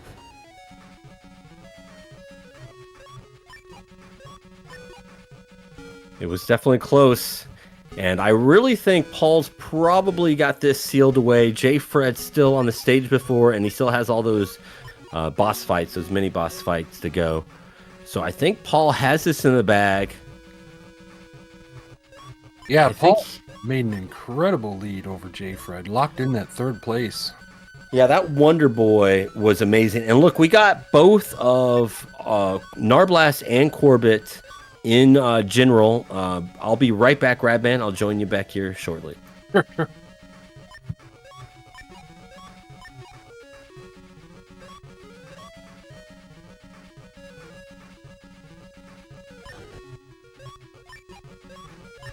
And the key...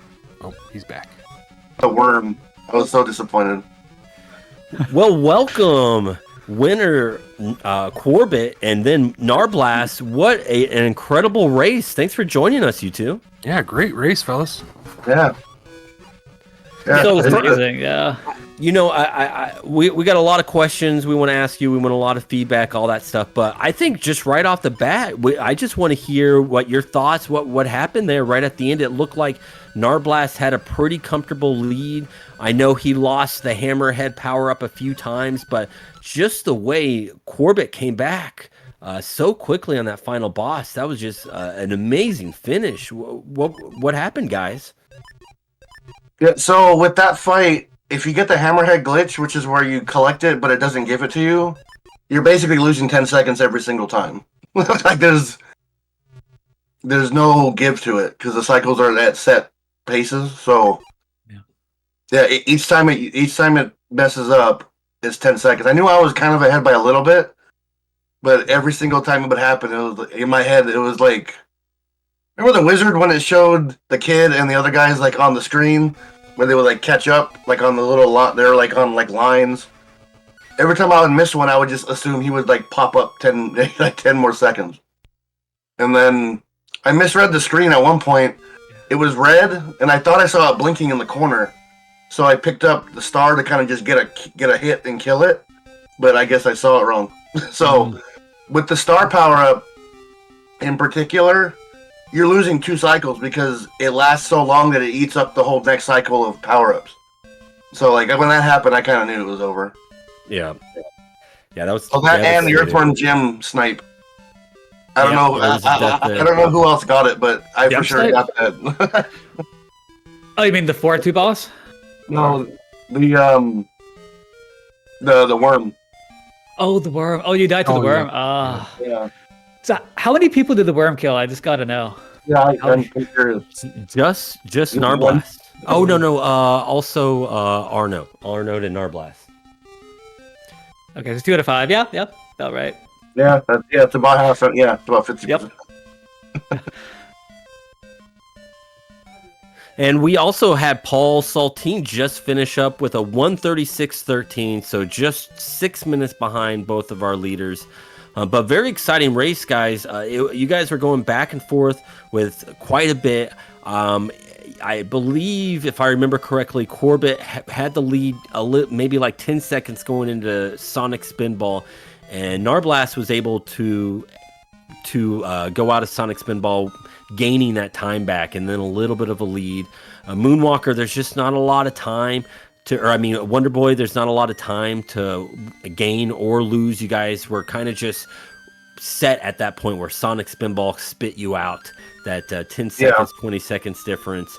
Narblast gained a little bit more time in Dynamite Headdy, and the whole time you guys were just executing just amazingly through the race. How'd you guys feel about just in general the entire race?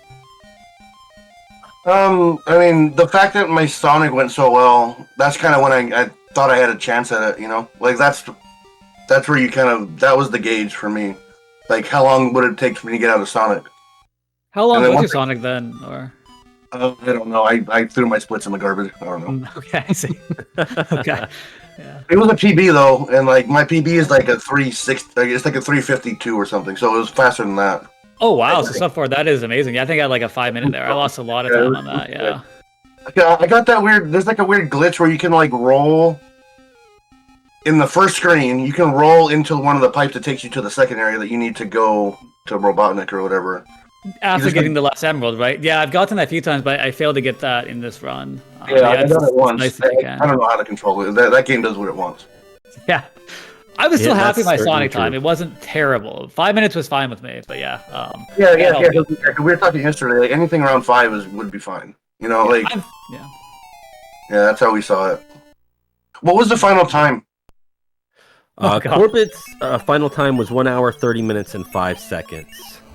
That's the official time from race time. So it would have been it. So each race, I try to like guess like what the winning time is, and I was off by a minute. It was close. I thought it'd be like 1:32 or something. Honestly, it kind of seemed to be skewing that way when you guys entered Sonic Spinball, which is the halfway point. I believe Corbett, again with the lead, was about at 45 minutes and some change. So we were all thinking, okay, they're kind of on pace. It's going to be over 90 minutes. But to be that close to that 90-minute mark, 5 seconds away, obviously you had a killer second half of both of you guys of this race. And like, I was super happy. I got out of Ecco. I had a couple really tough spots, and I was actually able to get out of there without dying. So that was good. During your guys' practices, I know you both were hoping for that 1:30 mark. Are these final times PBs for you guys? Yeah. For me, it is. Yeah, I'm like 3 minutes ahead of my PB. Honestly, I think my best was 1:33. So this is just way better than I ever expected. Yeah, right when I'm not gonna right when I lost, I turned off my splits. I don't know. Okay. I don't remember seeing any gold though. In the race, like as I was doing it, I might have gold splitted the 45-second swap. Yeah, but that might have been it. I think I came close on Earthworm, or I would have been close on Earthworm Gym had the death not happened. Because I was on a good pace, but it happened. I got a gold in Moonwalker, and I think I got a gold in Dynamite Headdy too. So that helped a lot. Yeah. Yeah. Yeah, Dynamite Headdy, like going into it, I knew because again, like I had the stream kind of on silent on the side. Same. And like I knew where I was, and I like as far as how ahead I was, and I knew it wasn't comfortable. You know, like you get that feeling like it's not going to take that long to like ruin the lead. Yeah. Especially with a boss fight as finicky as this one is. Yeah, and how long it takes as well. It definitely was the boss fight to end all race boss fights. Yes. Yeah, and that's the thing about having I had the stream up on the side too on mute, and I'd glance over every couple of minutes, and every time I did, the lead would swap, and it was like a 2 or 3 second lead, right? Like I'd be ahead, and Nar be ahead, then I'd be ahead. It was that was every time it was always within. Yeah, we were saying before, it was always within a couple, like a screen or two of each other, like almost the whole way through.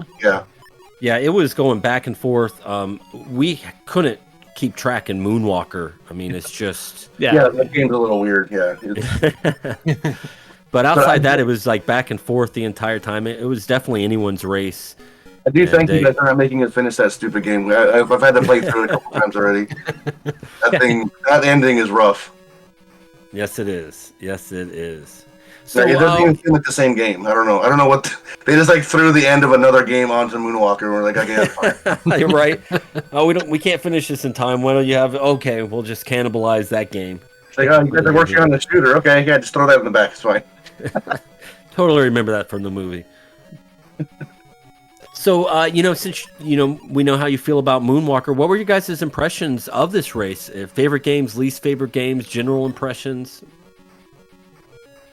I know I'm going to get some hate from a lot of people, but I actually ended up really liking Earthworm Jim. That game's silly. It's good. I love that game. Yeah, I mean, everything is wrong about that game on paper, right? Most of the content is cut, the graphics are glitchy, the frame rate is like single digits, but it's fun. It is a fun game to play. I have no idea why, but it is. It's weirdly smooth in how bad it is. Yeah, it's a good way of putting it. Yeah, like it's surprising. It's surprisingly consistent. Like there is no like, oh, that was weird. Everything is, oh yeah, of course that would break, or of course that wall doesn't work. Well, I don't know. My glitch that I found last night, though, by actually getting the pod race pod inside the actual level, that kind of threw me for a loop. I wasn't expecting that. So there's a few glitches I didn't see coming. I can't wait to see if you guys can do anything with these glitches that you found. I'm kind of looking into with the bubble thing, because there is a tube that doesn't have there's not a wall on the end of it. I don't know if there's like a invisible wall. But there's a tube not too far from where he was. It doesn't have an ending. It doesn't have a close. It's not closed. So it would be weird. It would be. I mean, it wouldn't cut that much off based on the path you have to take with that bubble thing. But it would be a little bit. I mean, honestly, that game's more about the turbo tunnel than anything else. Yeah, I know. You have to get good luck there. So. And there we go. We got Arno with a finish there. I will say this has to be like the 6th race in a row where new world records have been popping up. So that's cool. Yes. We got Earthworm Jim and then Dynamite Headdy by a lot too. It wasn't. Yeah. Yeah, like they're not close. Well, we did find some skips on Earthworm Jim, which did help a bit. But yeah. I don't understand why no one's going for that Mortal Kombat world record. Because Shang Tsung at the end. That's 100% why. Because if you turned into Goro, the runs over. And that happens like more than half the time. Oh yeah. Because everything else is pretty easy. Even like the standalone Goro fight takes a while, but it's safe. Like it's not difficult. Oh, have you tried the full game then? Yeah, I've only done the goal. I haven't done. Yeah, so the one thing that doesn't work is like the jump back kick stuff with Shang Tsung, because he just throws his fireballs and juggles you to death. But if he turns into somebody, you can throw him and then everything works. Cool. And then there we go. We have our final runner. Arno finished officially at 1:45.14. So all 5 racers were able to finish at the 1 hour 45 marker under. What an incredible race from everybody. I do see that Narblast is still in progress officially on Racetime GG. Oh, geez. Okay. What happened? Narblast haven't finished? He hasn't finished yet. I finished at 146. I got it. And welcome Arno. Yeah, congratulations on the 1:45 time. How'd you feel about that in terms of your race? Is that did you meet your goals, or how do you feel? Now that you finished. I got a very light goal of less than 2 hours. I was aiming like 150, and very happy with 145, despite my very bad start. Hey, GG everyone. It was fun. GG guys. Yeah, GG. Absolutely. I always tell anyone who will listen, like, these races they're really it's not manageable. It's not a good word. Like they're you don't have to train for like all 6 weeks or 5 or whatever. Like you can take breaks and still do really well. You know, like a lot, like you have like stuff like the Big 20 that if you're doing that, like you're doing that for like a month and a half, and that's all you're doing. Yes. No, 4 weeks. 4 weeks. They dropped it down to 4 weeks now, by the way. So. Oh, we did. But it's still a month. That's still a month of what goal are they going to make up for Mario 3? So I don't know. Dude, Well, yeah, we always like to be more leisurely over here on the SegaCrew. You know how we are. We don't take anything too seriously or make our races too difficult. We want them. Not only are they fun, fast sprints, but also hopefully it intrigues more people to join, whatever your skill level, because you're not committing to more than 8 games, and you got 5 weeks or around that time. So hopefully it's a little more accessible than a lot of other race marathons.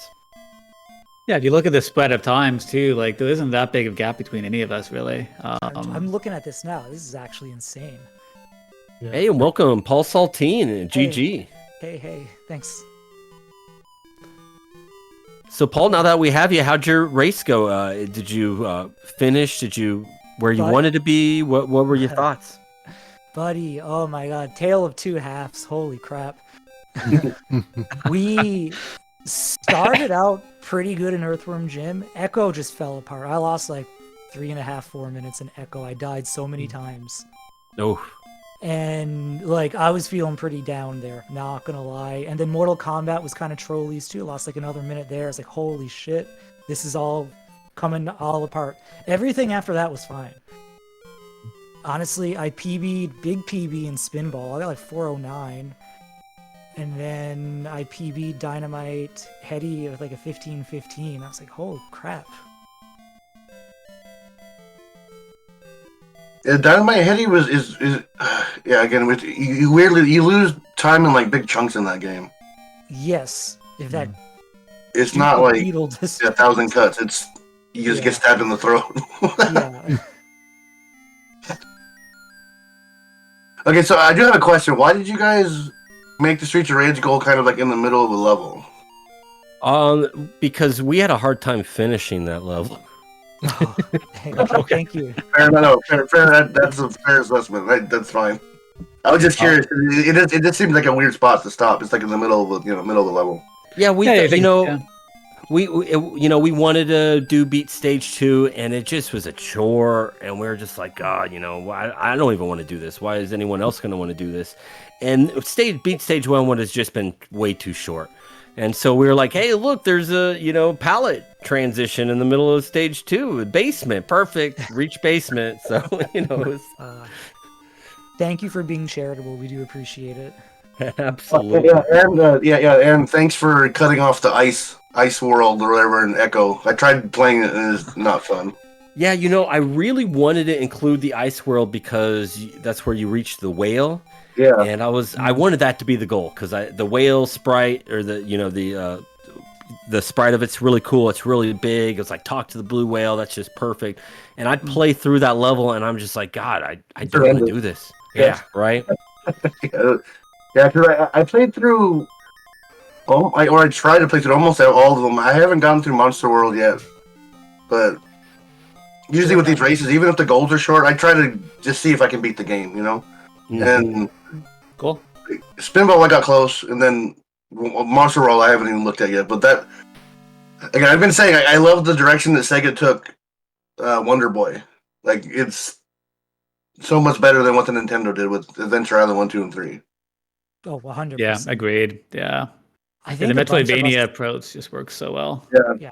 I think a bunch of us are going to be running the game after the event. So, just saying, room for one more.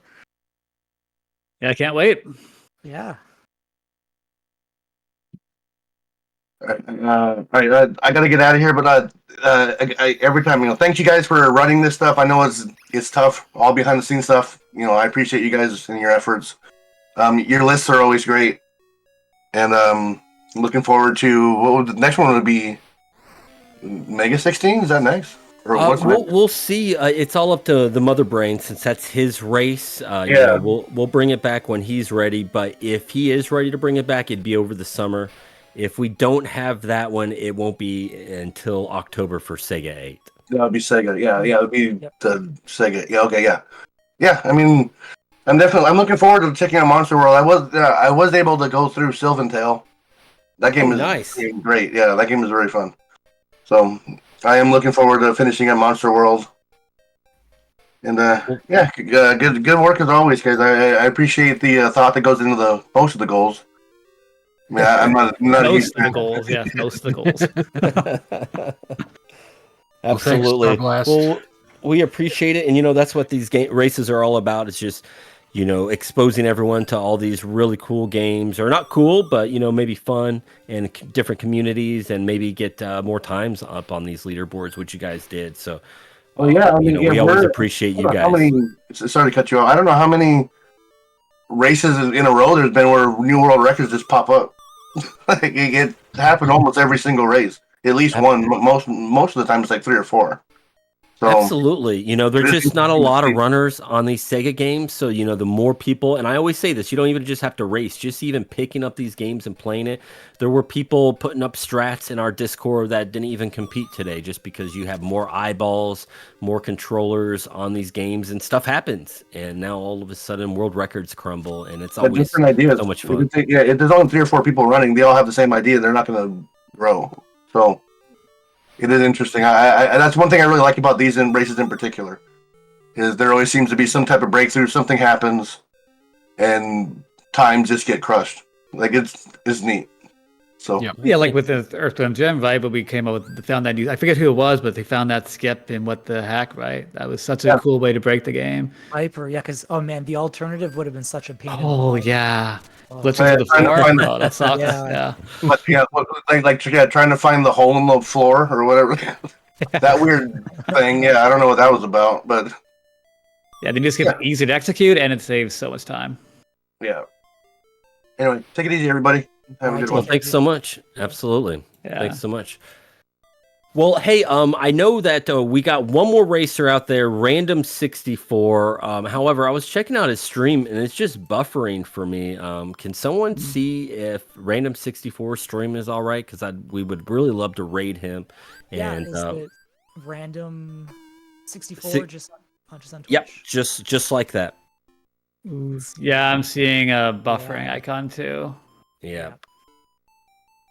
I'll actually type.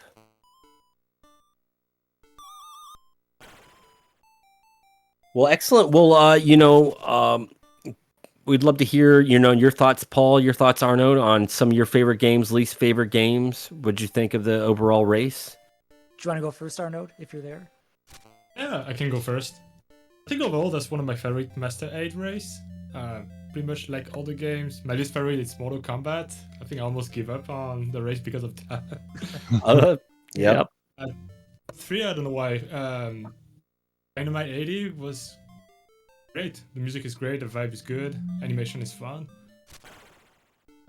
What's the other one? Let me look at the games list. I don't know why we have so much fun with Michael Jackson. It's all about reading a map. I got a PDF on my set and the fun is just I did the same orienting yourself with the PDF. Yeah. Brief.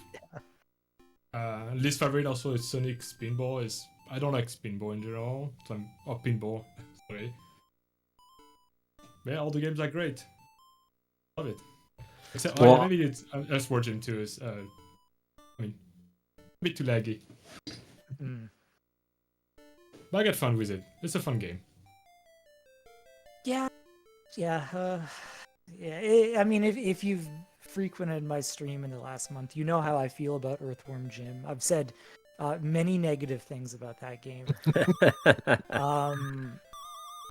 But I don't know. I think like some of the strats that Corbett threw down, some of the advice kind of made it a little bit less painful. So I mean, I do appreciate that because I'm not gonna lie. If I would have died during that game, maybe like 2 weeks ago, if the race were 2 weeks ago, I probably would have quit.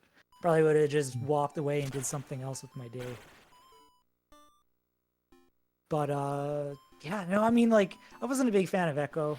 But like, to each their own. Yeah, the controls were a little funny in it, but like, it wasn't horrible. I mean, okay, after it screwed me today, I don't know, maybe I really do hate the game. But and like everything else though, and like, I'm not gonna give much crap to Mortal Kombat because it actually, despite the frame rate, kind of works. It is impressive for the SMS. I'll give it that. Yeah, and the music is actually pretty decent. I mean, I could say that about Earthworm Jim as well. Like, I think every game has a good music. It really did. And then like the back 4 games, I really, really enjoyed them. I was surprised by Streets of Rage 2. It was actually like a lot of fun. And like I enjoy the Genesis Streets of Rage 2 anyway. Everybody does, I think. But like I was impressively surprised by the Master System version. It was really good. Well, heck yeah. Well, that's good to hear. It was a fun list to put together. It was an idea that I had, and I'm glad Radman supported it. He was all about it. He was like, "Oh, that sounds great."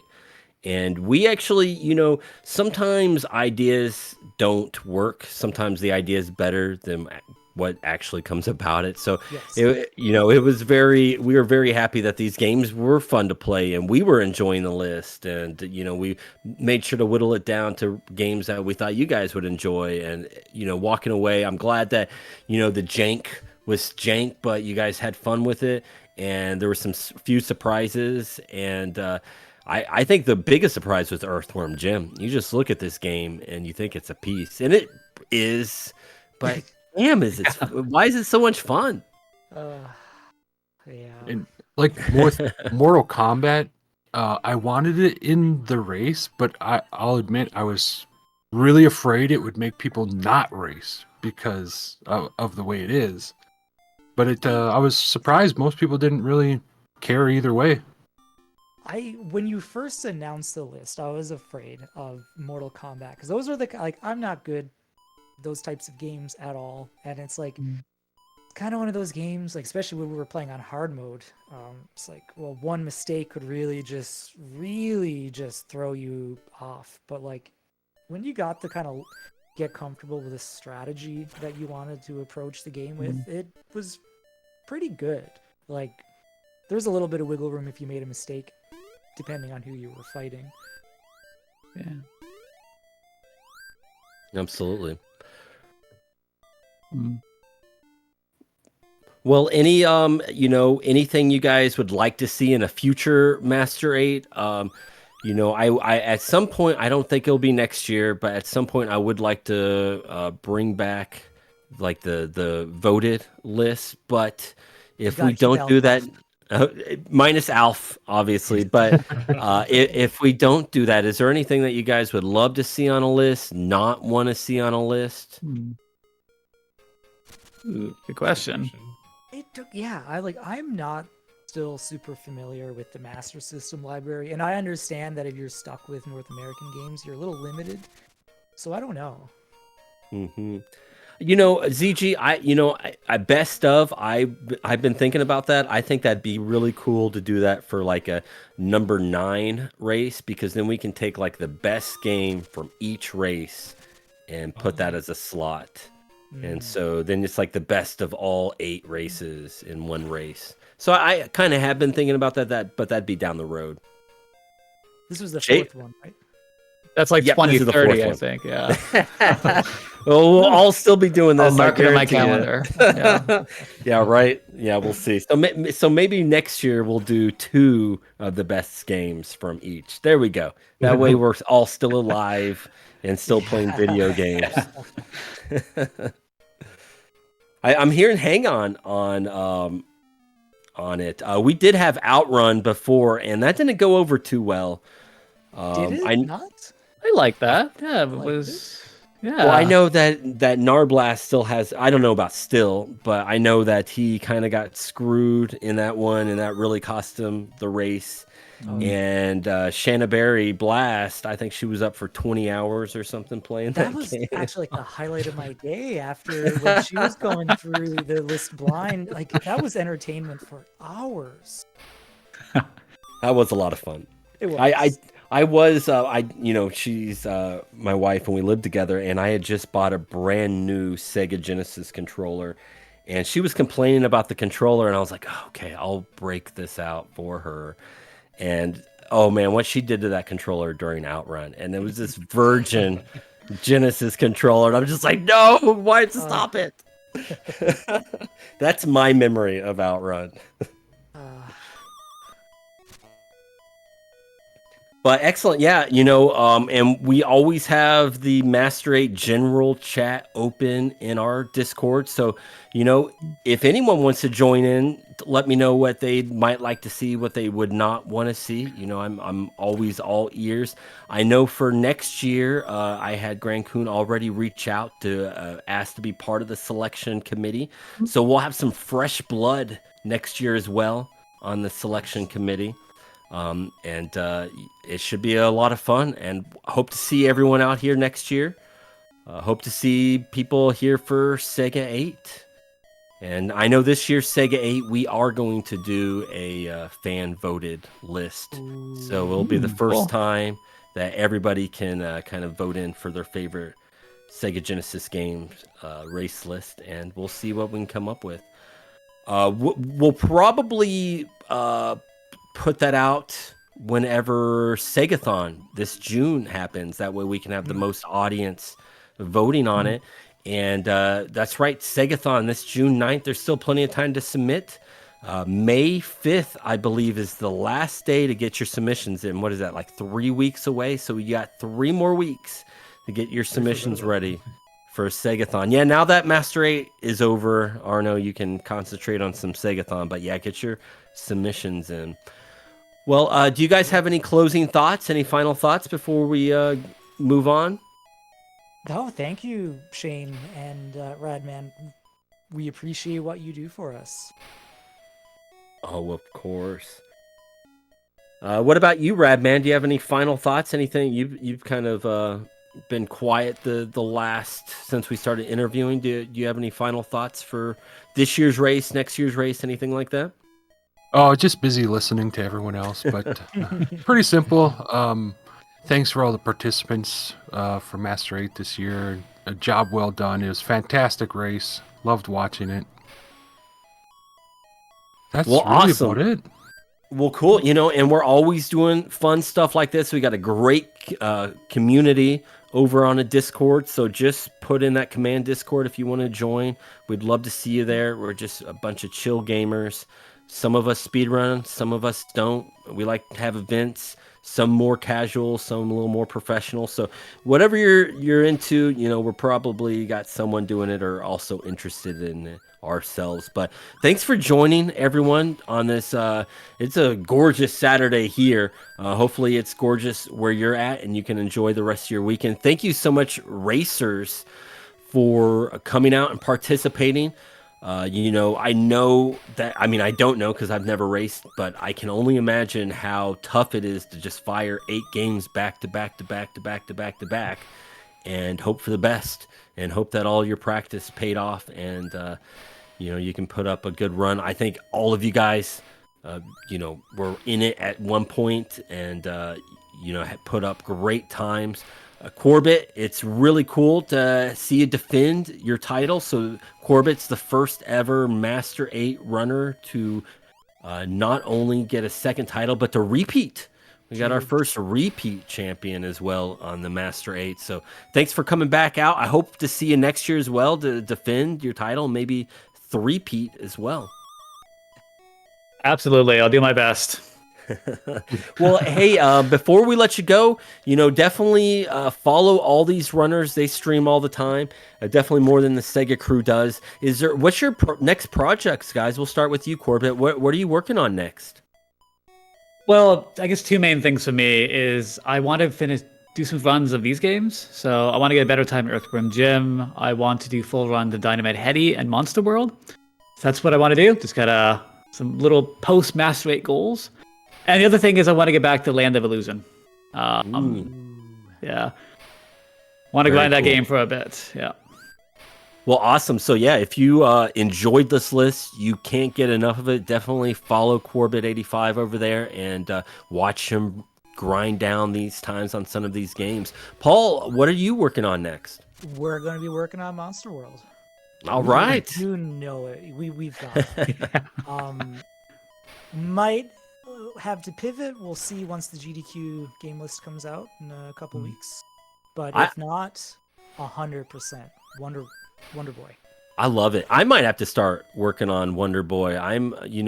People are now calling Paul Saltine the Wonder Boy guy. I used to be called the Wonder Boy guy. So I might need to start work on some SMS Wonder Boy just to keep my name in the conversation. Arno, what about you? What are you working on next? I'm gonna go back to Land of Illusion as well. I need to get my sub 25. All right, so we'll have a little bit more competition in Land of Illusion. Paul, are you planning on? I know you were practicing it hardcore for Sheem's his Disney race section of his marathon. Are you have any plans going back? Oh, that was Castle of Illusion. Was it? I thought that was okay. Oh, that's right. It was Castle. It was yeah. It was in the Master 8. Yeah, we're probably gonna not play Castle of Illusion. I've heard you say that about the Genesis version as well, and you always come back. I know. Well, awesome. Well, yeah, if definitely follow these runners. They're still grinding down games and having fun, and we'll see you next time, which I guess will be Segathon. So nothing until June. Maybe we'll want to do something in May. Who knows? Definitely stay tuned. Follow us on Discord. All that great stuff. I was going to rate off Random 64. He's the other runner playing the Master 8 race today. However, he is having some stream difficulties, so I don't want to send you over there. So you just leave anyway because nothing's happening. So I do see that RGL, we're good friends with them over there. They're having a raffles and console cords event going on right now, and they've got Marvel Land fired up, which is a Sega Genesis game. Great game if you guys are unfamiliar with it. So we'll probably head over there. But thanks for joining us this Saturday. You guys enjoy the rest of your weekend. And perfect. That list is ready to go. And that's right. Enjoy your day. Peace out, everyone. We'll see you next time. Yeah.